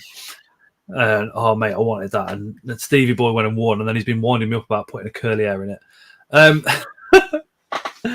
Oh, that's another thing. I don't get all this tarantula humor because I don't own it. I'm not involved. When you finish uni and you get your own place, I know. We will try and sort you out with a couple it's of like spiders. I'm at the child's table with the grown up And then, making jokes. and then that's that. Yes, me too. Let me just scroll back up.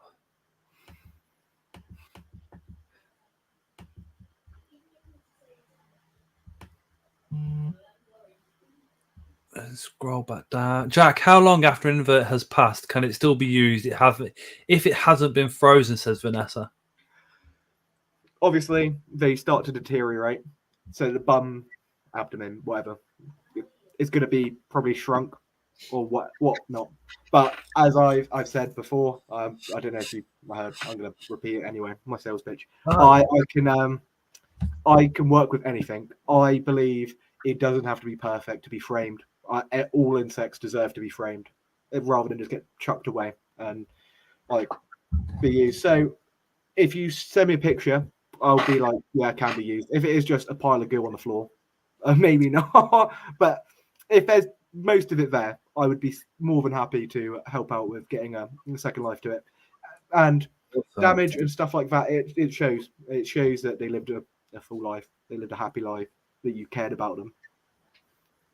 All of that, yeah. So I'd be more than happy to do something like that. Just shoot me a DM or on Instagram or Facebook. Same as here, Bugalific.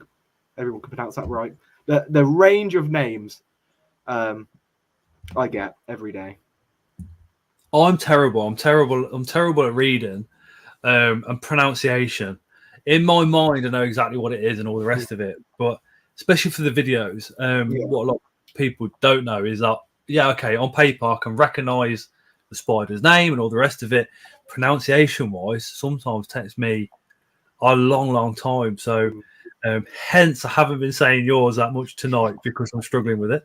I was getting stuff like I was getting Bugaholic. I was getting names left, right, and centre, which weren't close. And you know, when people are walking by and being like, "Oh, look, that's Bugaholic," you don't have time to be like, "Oh no, actually, my name's this," because I don't want to be shouting at like kids, being like, "My name's Bugalific," random passing people. So I'm just like, Bugalific. Bugalific. The origin of my name. I actually used to run a dinosaur page. I really love my dinosaurs. I managed to get to 80,000 followers, and that was named Preolithic because it was anything before the Neolithic age. No one's going to care about any of this. Very different subject. So I was called Preolithic, and then I started branching out, and I wanted to do bugs because I was interested in bugs. So I called myself Bugalific. So it's like the Olithic from the Neolithic Revolution, early human age. But I just put bug in front of it because it sounded cool. So Bugalific. I just get called Bugger at the time. Steve, it's Cucciana Burunipes. That's something they all take the piss out of me for that because I can't. The genus, I say it differently every time I say it. We've got a WhatsApp chat group going on for the Scots Inverts Army Facebook group, and my word, I've got some shit. But Oh, Andrew Smith is a tarantula god, and he says it as well as what Dave says. You say it how you say it, and it's as simple as that. As long as everybody else knows, or if you're only talking to one person, as long as they know what it is, what's it matter? It does not matter. I get a lot. I'm a common name man myself. I know it's not the greatest for the hobby, but once they're dead, it's not like if I don't say the species name, people are going to be panicking because I mentioned a quite dangerous spider to handle as a friendly one to handle. Like they're all dead. Dave's little beast says even he gets tongue tied. He's been doing this stuff for years. Vanessa says no. Steve says it's Cucciana. Vanessa says no, it's Cocciana. Vanessa's just obsessed with penises. Vivian says I like the way you pronounce Cayenne pubescent. That was good pronunciation there. That one spider is the one that I can say every time, and it's massively long for me. And I'm always like, when I say it, I'm always like, yes, If you watch my latest video, the apophysis, I say apophysis and then I go Theraposa apophysis because I go to say Theraposa and I'm thinking I can't say that, and then I went apophysis. And then I thought, no, this is how you say it. And then I say it. You go for it. It's the confidence. Just leave it in there. It's fine. It proves you're normal. I was gonna say, if you get it wrong, just gaslight people into thinking, it's correct. Just be like, no, that's how it's always been said. Everyone else is wrong. And then you used to get shot down back in the day for using common names in certain places, and if you got the species wrong, my word, it was like World War III and end of days.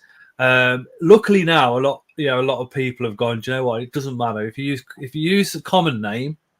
As long as everybody knows which actual spider you're looking at, it don't matter. On my Facebook groups, you're more than welcome to use common names as well as scientific ones if you know them. Because, even me, when I went and bought an LP, it was a salmon pink bird-eating spider. That's what it was. And that's what I thought it was called. And it weren't till I started chatting to Steve on internet, we started looking at the groups that started getting into the scientific names, and then when you get more than when you get a few spiders, you realize, oh shit, I'm gonna have to learn a few more. Now I struggle with a lot of the common names. So I'd say Thymus violosiceps. I could say that one, Michael. Because you guys own spiders, I don't own any, so when they come to me, it's like a whole new experience, and it's like one has a brown hair on one of its legs instead of a black hair, and it's a whole new species. Vivian says we are well teasing Scott now tonight. I feel a bit bad. That's right. You should all join my Patreon. Do it worse. You feel so bad. If Scott doesn't cry by the end of this, where do you buy your fake beard stocks? Oh, Ben's a twat.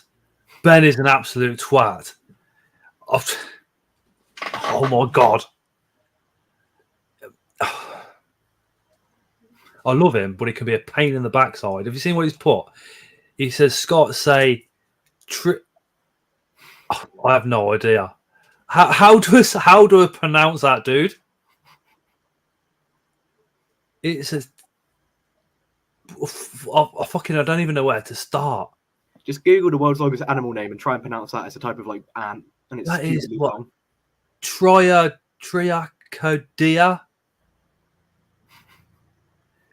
Jang Feng Lingenius. I have no clue. You bastard! Ben don't even know how to say it. He's like studying Mandarin still, isn't he? Oh, I'm gonna copy and paste something into our little chat on our. Phil's put them laughing, smiley faces. Phil is pretty good at pronunciation. Bastards. Wait. Do you know what? When everybody was studying English and doing English in English classes, I was a dickhead at the back fucking around, and now it shows. Yeah. Check our little chat and copy and paste it into the live stream. See if you can pronounce that. That's the world's longest animal name. I'd like to see you give it a go. Tarantula Rookies just put Parash Strathicomia. Yeah, that's the one. That's the one I sent you. Yeah, that's the longest animal name in the world. Yeah. The Stratiosphicomioides. Yeah. Stop. Try living in Wales. I'm not bad at living in Wales, but I get on all right in Wales. I would. Better to your coed, which means in the woods.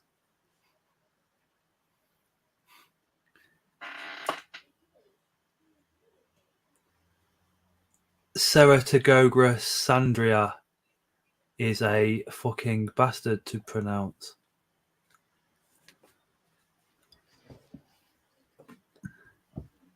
Unusual pets has put Lanelli, which is clanelli, because 2 hours met the clan, don't they?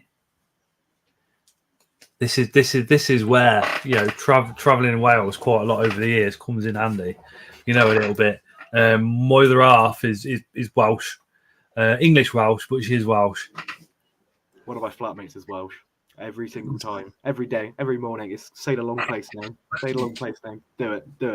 See, Leah probably more than ever will kill me for this one, but you see those 2 houses. Mine's the one in the middle. Whose coat is that jacket? Whose shoe is that boot?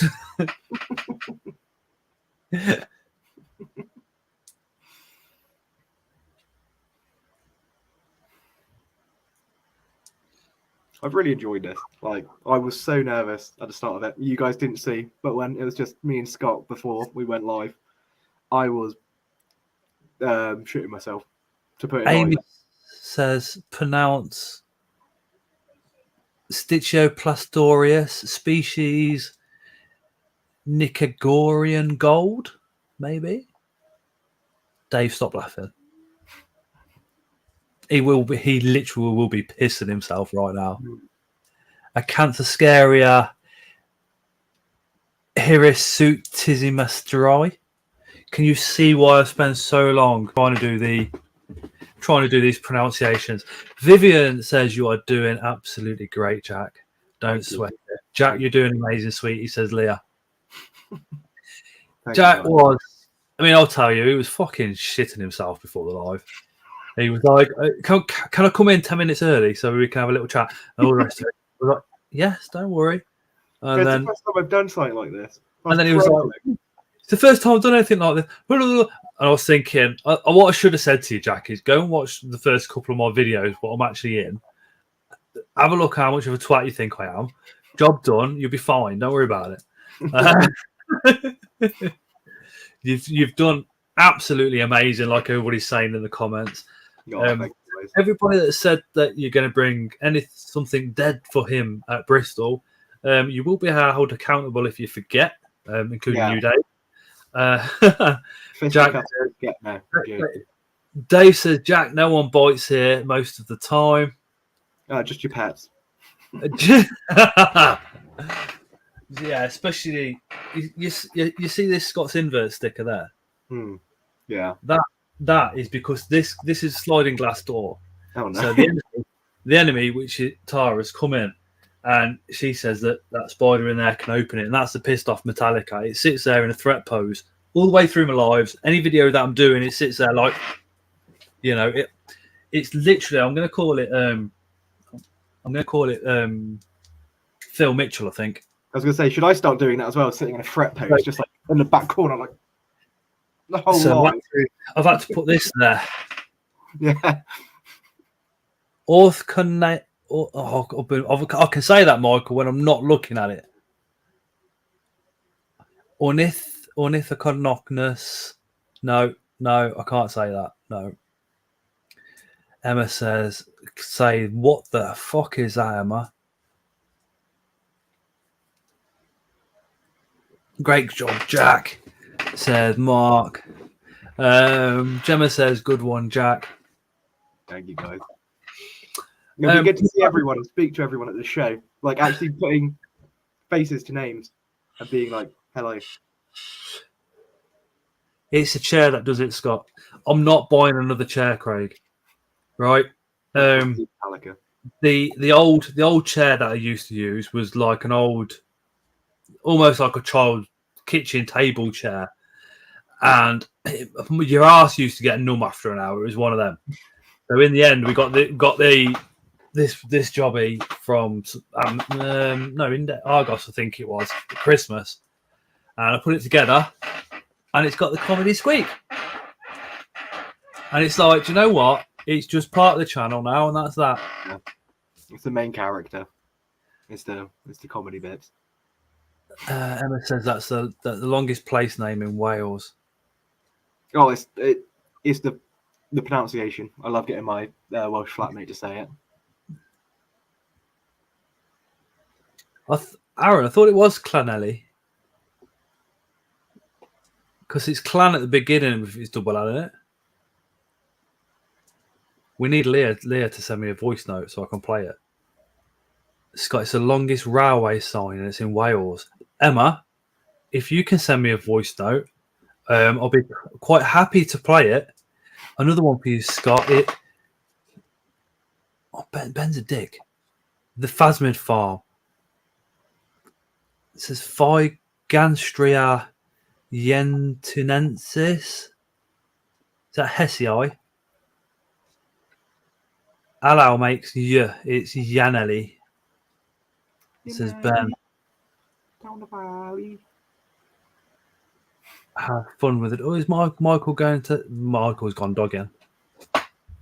Oh, I see. I didn't see that. Got ya.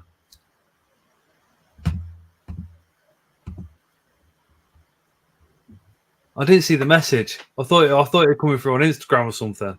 Or the longest one. I was like, where's this message then? I'm English, Scott. I only did 1 year course. That's no excuse, Emma. You want to drop it in the chat? You send this voice note. Chat, technically we are scone. Anyways, cream on top for me. I'm lactose intolerant. I can't do the whole cream thing anyway, so the whole debate is past me. I'm on a diet, mate. I'd love a fucking... Scones are overrated anyway. Scones, who cares? They're really overrated. On like the types of like baked goods you can get, they're pretty low tier. I am actually. I've always been a sucker for a scone and a tea, and you can get a scone tea like down in Cornwall. Do you know what I mean? At most cafes by the seaside. Man, I enjoy Devon. Devon. I enjoy nothing more than a nice scone with a bit of cream and jam, no butter. Just watching the sea come in with a nice cup of tea. I am in heaven. Oh, honestly, I live pretty coastal in Devon. So I've got like 5 beaches really close to me, so it's so nice to do stuff like that. Yeah, of an evening, just watch the sea come in. I've got a ghost. Is that a bag of fruit move? Nessa scones or cream. I hope Jack gets his hotel right for Bristol, says Ben. Hey, we don't talk about that. That is a situation that does not need to be brought up. Did you book the hotel and turn up at a different one? I booked the hotel on the wrong day. I booked it with a Sunday night, not a Saturday night, didn't I? With money I didn't have on my student budget, I had to emergency book a hotel. What happened to the Sunday night? Did you get the money back or? No, I just had to cancel it. I booked because I try and book the cheapest because I can't afford anything like nicer. I go for like the absolute like most rundown hotel. If it doesn't have at least like 4 cockroaches for me to pin on the evening I'm there, don't want it. So it's 2 double L's. That's Leah in the bath. It's Claneckley, so it's 2 double L's. Claneckley. So yeah, I just had to cancel it and buy a new one, which was money down the drain. But you know, I've got more support now. I've got all of you guys. You're all saying I need to put my prices up, so you guys are going to get your wallets absolutely rinsed by me. No, I'm joking. It'll be good this time. It'll be good. And I made sure to book it for the right day this time. I triple checked it. Oh my God, Lizzie, I'm so sorry. Lizzie, you've got mine and Tara's number if you need a chat.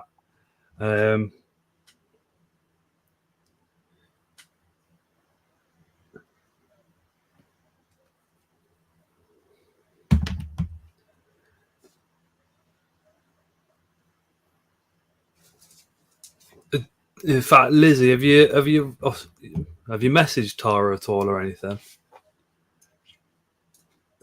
That is terrible. Doesn't Devon have a trade embargo on Yorkshire tea? Scott, I'll get my husband to say the railway thing when I see you on Sunday, says Amy. Oh, awesome. Amy, you're getting excited now because it's literally like this weekend. Hey, Anton. Audi owned tea, man. Cheapest I can find. We like to live on the bottom line here. Students, you guys live on the bottom line because you spend so much money on getting pissed up. Yeah, pretty much. I walk 50 minutes each way to Audi to pick up the cheapest things I can. So then when Friday or Saturday night come, you're like, oh yeah. Oh mate, it's all about Tuesday nights here down at uni. My mate was at uni part-time. He was also employed, so he bought a house. So he took his student loan out and had his whole house plastered with it. And he said it's the cheapest loan you can get, so why not? Yeah, literally, you barely have to pay anything back. I think it's like £12 a week gets taken from you when you earn over 27k. Easy. Oh, nice. I'm £72,000 in debt. £12 a week is nothing, and it gets wiped when you're 50. 72 grand, did you say? How? I get £9 for it's £9,000. It's £9,000 for the course. I get £9,000 as maintenance, so that's 18 grand for 4 years. And if I got my math right, that's 72. Oh, so it's 18 grand a year. So you got 9 grand to live on, 9 grand for the year. Yeah, for the course that gets paid for. Yeah. Now you see why I'm charging £25 per frame. Daddy government gives me 9 grand for a year to live on. That's just food and rent. That's insane. So when people with degrees have got jobs and you're thinking, yeah, you earn loads of money, it's like, yeah, I do, but I'm also 72 grand in debt. So yeah, but the debt is barely debt. It doesn't affect my credit score. It never gets brought up again. It is literally just every month. If I earn like 30 grand a year, every month, or maybe every week, I forget which one it is, £12 gets taken out of my bank account. I don't even see it. It's not like it gets taken. It just gets docked off my pay. Oh, even better. Yeah, so it's not even like the money's there and it gets taken from me. It's just not. It's just taking out my pay before it gets sent to me. My mind is preoccupied at the moment. Mac has lost his. How's he lost his daycare service? How?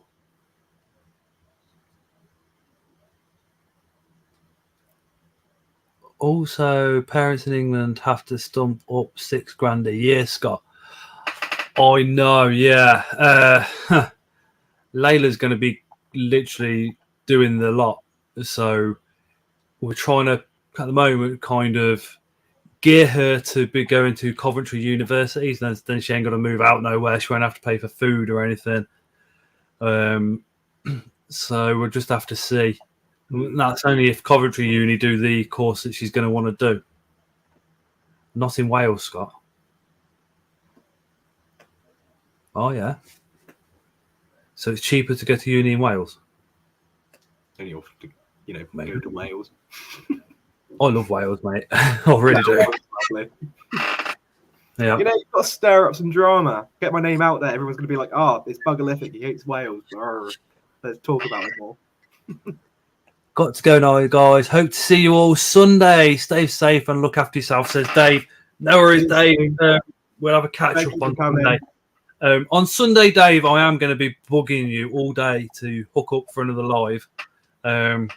He keeps telling me he's busy.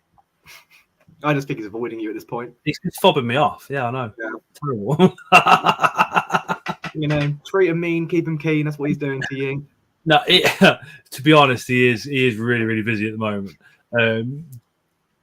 Lewis says, see you Sundays, Dave. Got to go feed the pigeon. Guys, catch up later, says Gemma. What an excuse for leaving. I've got to go feed the pigeon. Got to feed the pigeon. You don't want to speak to me. You have to go feed the pigeon. I see how it is. People want to... She took in a pigeon and she's looking after it and the rest of it. So fair play. And see you later, Dave. See you at the show. Steve W's off to bed. Says night, everybody. Vanessa says, "On Tom Moran, you need Tom back on too, Scott."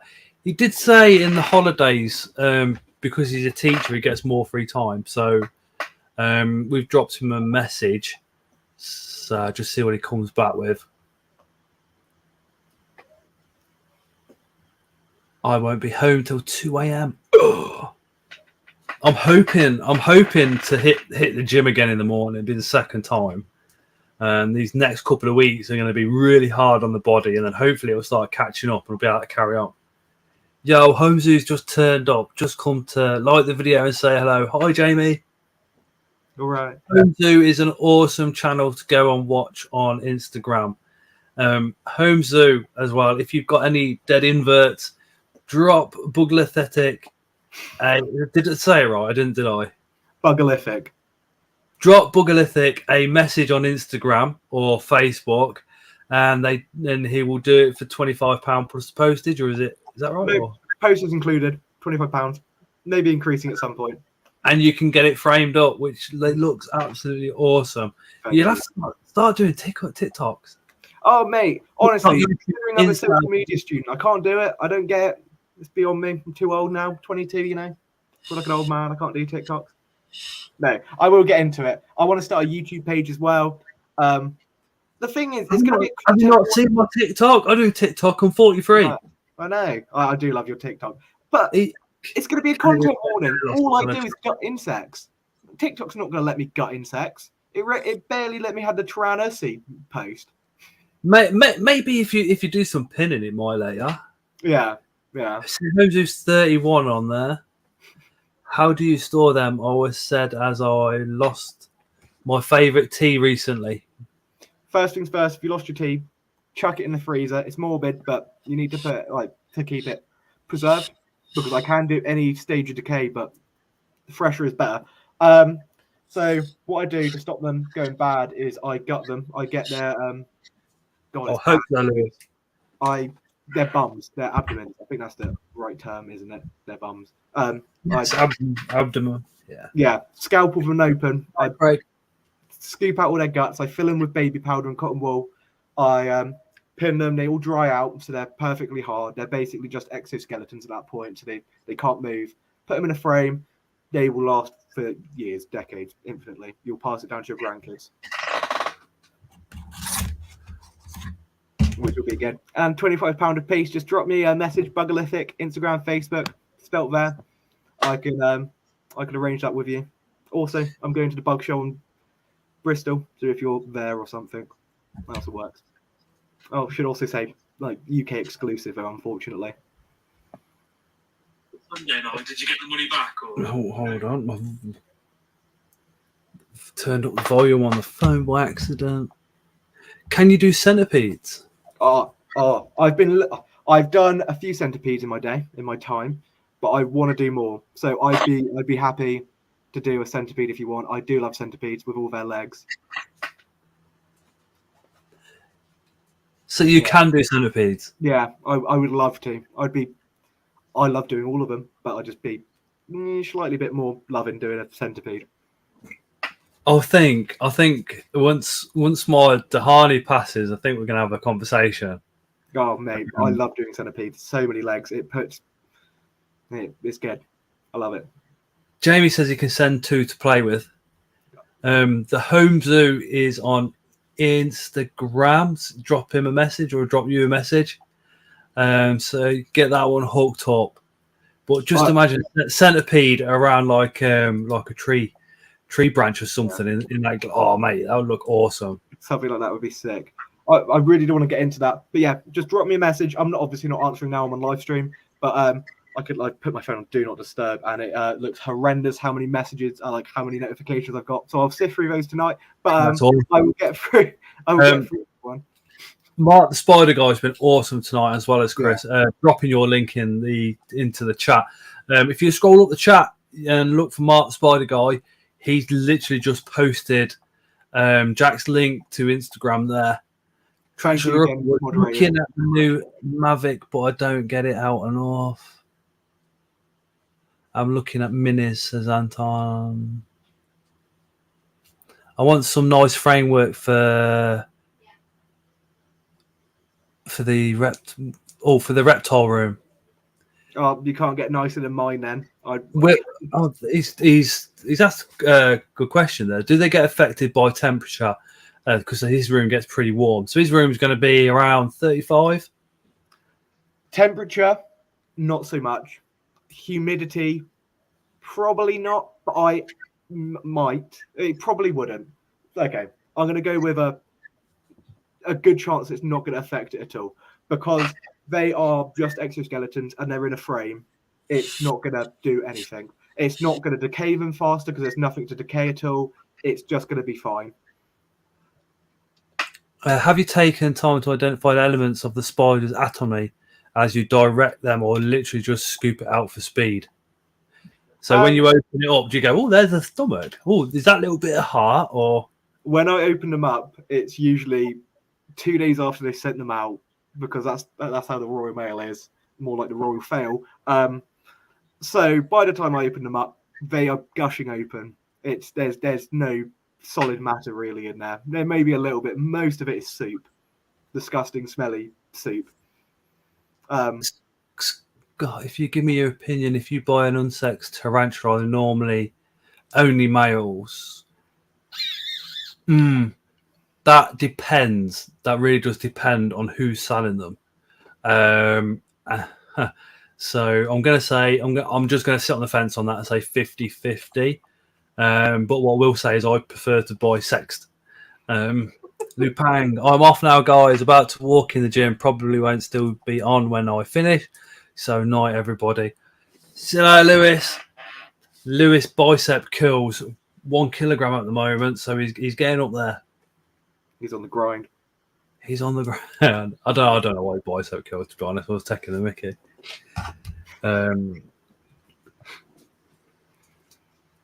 He's in Coventry. Everyone's in Coventry. I prefer the additional for a sexed one. No, Lewis. Mark Spider Guy has just dropped your Instagram link again in the chat. So if you haven't, thank you. If you haven't hooked up Jack with a follow on Instagram, please do so, because again, Facebook and Instagram is the only way that you can get in contact with Jack currently to get your precious inverts taxidermist. My Instagram is exclusively just my portfolio. It's all of my complete commissions, whereas my Facebook is like progress pictures, so like ones I've just pinned. It'll be memes, it'll be a bit of everything, but I've just kept my Instagram as just kind of a big portfolio. Leah says Wales is better than Coventry by far. Tarantula Rookie, I'm on the lookout for a female chocolate, but only unsexed seems to be around at the moment. That's probably because they take so long to molt. And that's kind of what I was thinking earlier. You know, the ones that take a long time to molt, if they destroy their molt, then you look at another year before they molt again. So plus sellers might only just get them in, get them out, and if somebody's sold it to them as unsexed, then they've got to sell it. So Vanessa says, I'm 53 this year. I'm fine with male tarantulas. Getting too old for females. Oh my god. Oh, it's mental. I hear that female tarantulas can live up to like 18 years, can't they? So 25, 30. That's mental to me, because that's older than me. That means that tarantula's born before me. Taliti cattle are very long lived. You're looking, I'd say 15 to 20 as an average. It depends on species. Yeah. How does it feel? But there's some spiders out there older than me. That is just, I wasn't even a twinkle in my parents' box before when that spider was born. Anton says, once people do a skeleton piece, why do they charge so much money? He was quoted £700 for an adult GTP skeleton. Green tree python skeleton. Wow. Okay, but like, I've been looking into doing reptiles. I don't do them, but they are a lot of work. It is like a big, smelly. Well, not smelly. It's a big, brittle. Bye, Mark. Thank you for everything tonight. So it's Mark will be there on Sunday as well. So he'll come and say hello. So it's a lot like it's like a puzzle piece, but everything's brittle, and you have to glue everything in its correct place in the position you want it. It's not like those skeletons you can get back at Halloween where they all jiggle at once. They have to be locked into place. So also people like money, so people are gonna put their like labor hours up. I do a bit of like marketing and stuff like that in my course. My lecturer was saying you should be putting your if you're professional, you should be putting your hourly rate up to like £50 an hour. So like people are going to be putting their labor time up like mentally. Hey, Robbie. I suppose Robbie should be at Bristol as well. I suppose though, with taxidermy being such a niche market, and for a long time, it was classed as almost, weirdos keeping dead animals somewhere. It wasn't spoken about. It weren't like a hobby that's out there. But now in the invert world, it seems to be, hopefully it's going to get more popular. Because I think it's cool as fuck. I really do. It's so beautiful. But because it's so niche at the moment, you can charge what you want.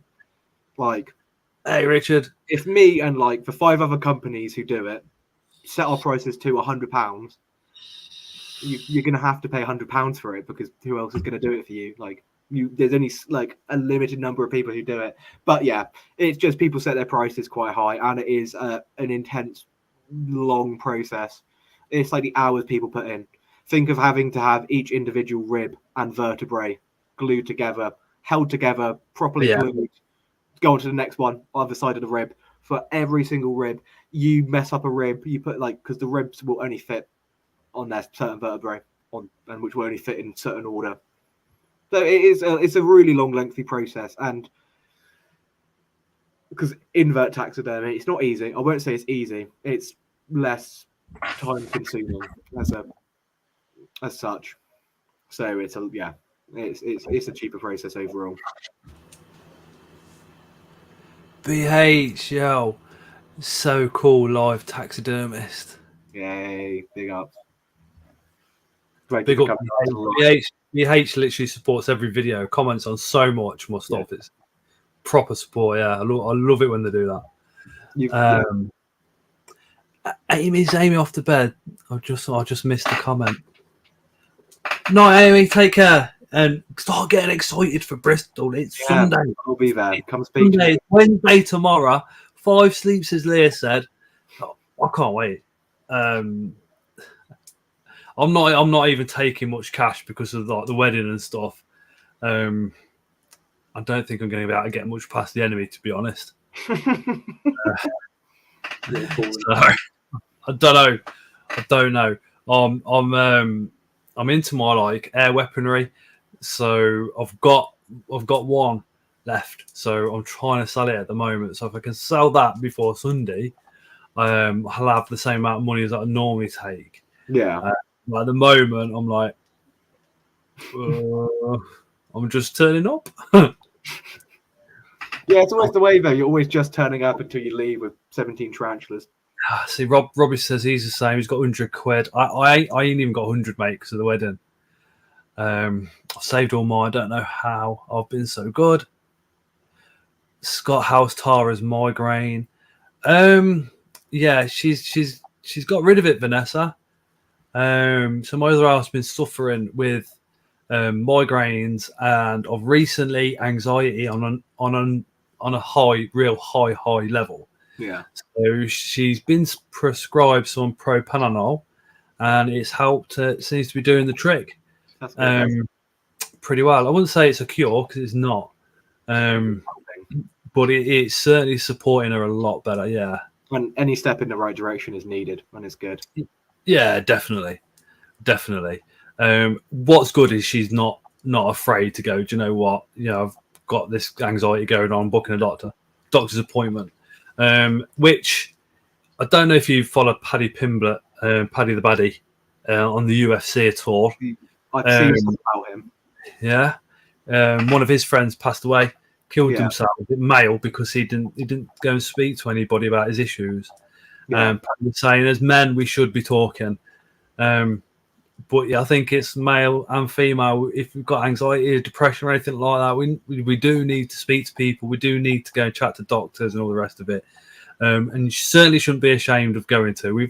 I'd say a good 60% of the population's been to the doctors about it at some point. It's hard to take that step to go and do it, but it's so worth it. It's probably one of the hardest steps is actually admitting that you don't deserve to be feeling that way and going to seek help. So it does need to be spoken about more, normalized more. 100%. It was, for me, I mean, I first went, oh man, I was 26. And even the doctor kind of went, what? Yeah. Do you know what I mean? And then when I went through a really traumatic part of my life, there wasn't actually anywhere that I could go because it was all aimed for females only, which was just for me absolutely ridiculous. There is places locally now, so it's a bit more, but we've just got to get it out of there. It's completely fine for a man to talk, get the shit off the chest, and I don't see what the difference is between a woman crying over an issue or a man crying over an issue. Yeah, there shouldn't be any at all. We do. Vanessa's been on antidepressants for several years. Chris, I'm off. Need to get some stuff out. Good night. Awesome stream. You both are awesome. Cheers, Chris. Thank you, mate. But yeah, there we go. It's been good. It's been fun. Wow, I'm glad you liked it. If you ever need me again, if I'm getting this much of an ego boost from everyone complimenting me, mate, I'll come on every single night. Yeah. We might have to talk. I've got we've just hit 5,000 subscribers, so we're doing a giveaway. We've got 2 companies on board at the moment. I haven't really spoke to anybody yet, so we'll have to have a chat about that at the show if you want. Oh, mate, depends how well I'll do it. I'll do it at the show. It's one of those things. I would love to help. I really do. It's the stock I have. It's the money I have to spare. You know, I will do my best. We'll sort something. Yeah, we'll sort something. Feels good on the ego, doesn't it, Jack? Says Vivian. Oh, honestly, I'm gonna need to go out for a fag in a bit, and like whenever this ends. So my head won't fit through the door. It's too big. I'll be stuck in here. Indeed, Vanessa. Richard's been on the antidepressants for. Oh no, it says wouldn't be alive without them. Yeah.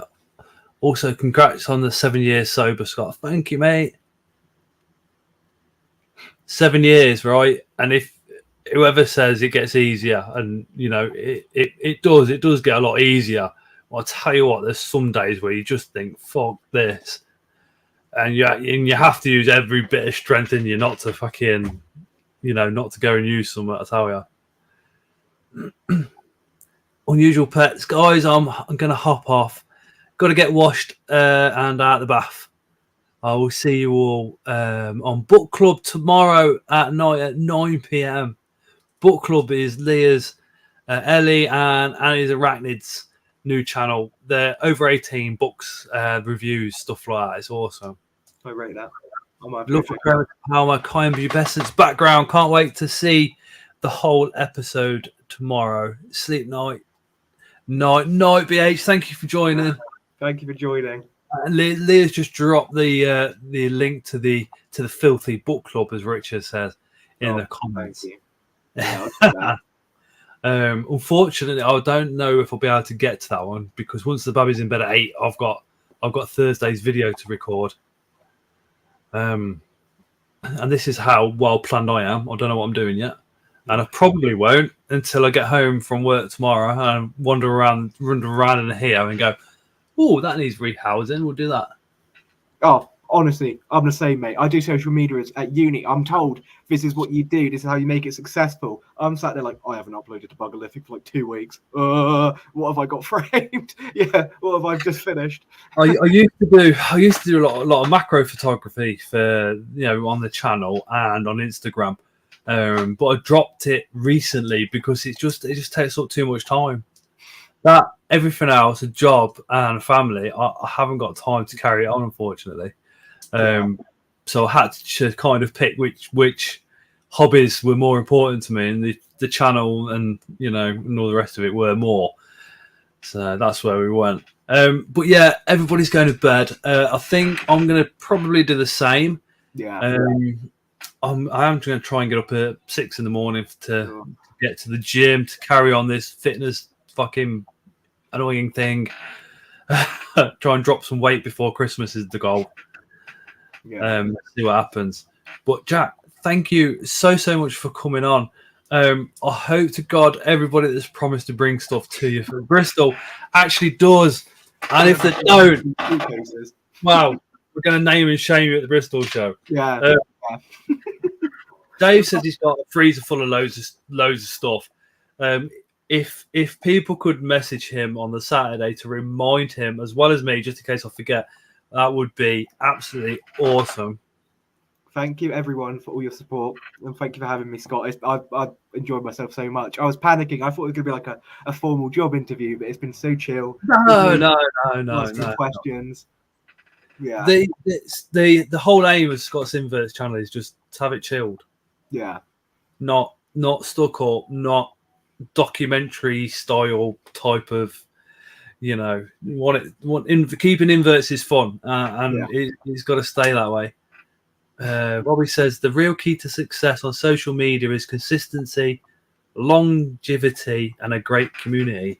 Oh, Robbie, we paid 72 grand to learn that, but I just didn't do it for some reason. You've just dropped into what I think is the best community on social media, especially the subscribers we've got. They're awesome, man. Awesome.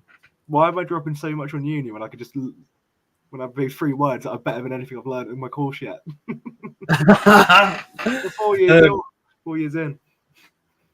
Yeah, we'll have a chat about that on Sunday as well. Yeah, because my keywords and stuff like that, I ain't got a fucking clue, Jack.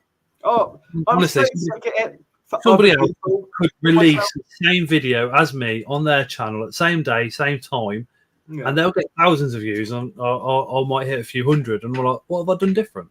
Yeah. Oh, I'd be so happy to help. I could do it so easily for other people. When it comes to my own posts, I'm like, nah, you know what? Captions, don't need them. Pictures, good quality. Nah. just click upload. Yeah. Emma says, and being genuine. Yeah, you can't fake it on YouTube. Yeah. You've got to be you, otherwise it's not going to work. Well, I have anyway. I've just put on an illusion.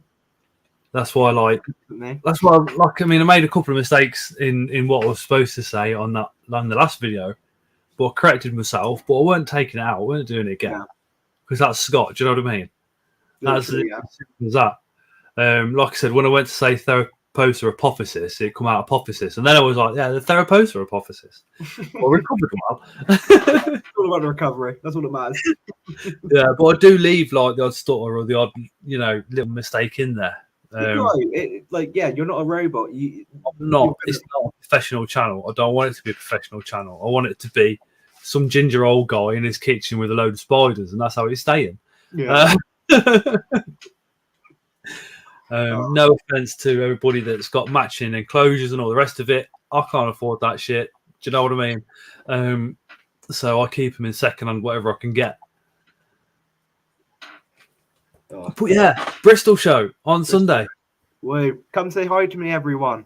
You'll be one of the lucky guys that gets in like before anybody else.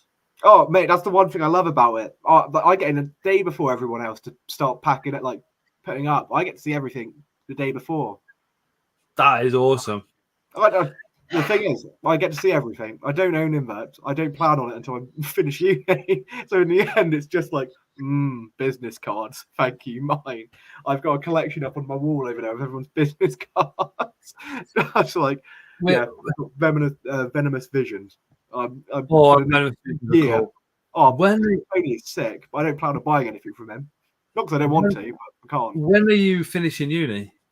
I'm just about to go into my final year, so next June.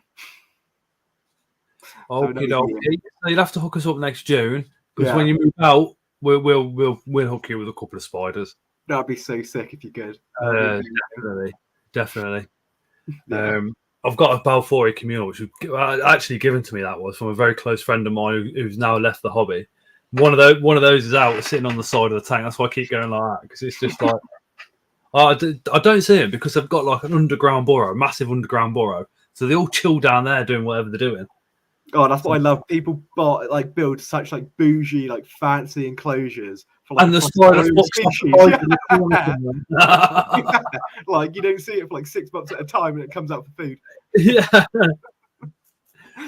Oh, Jack, it's been an absolute pleasure. You've been absolutely amazing. Everybody's loved you. Hopefully, you've got a couple more followers on Instagram, a couple more messages to go and answer.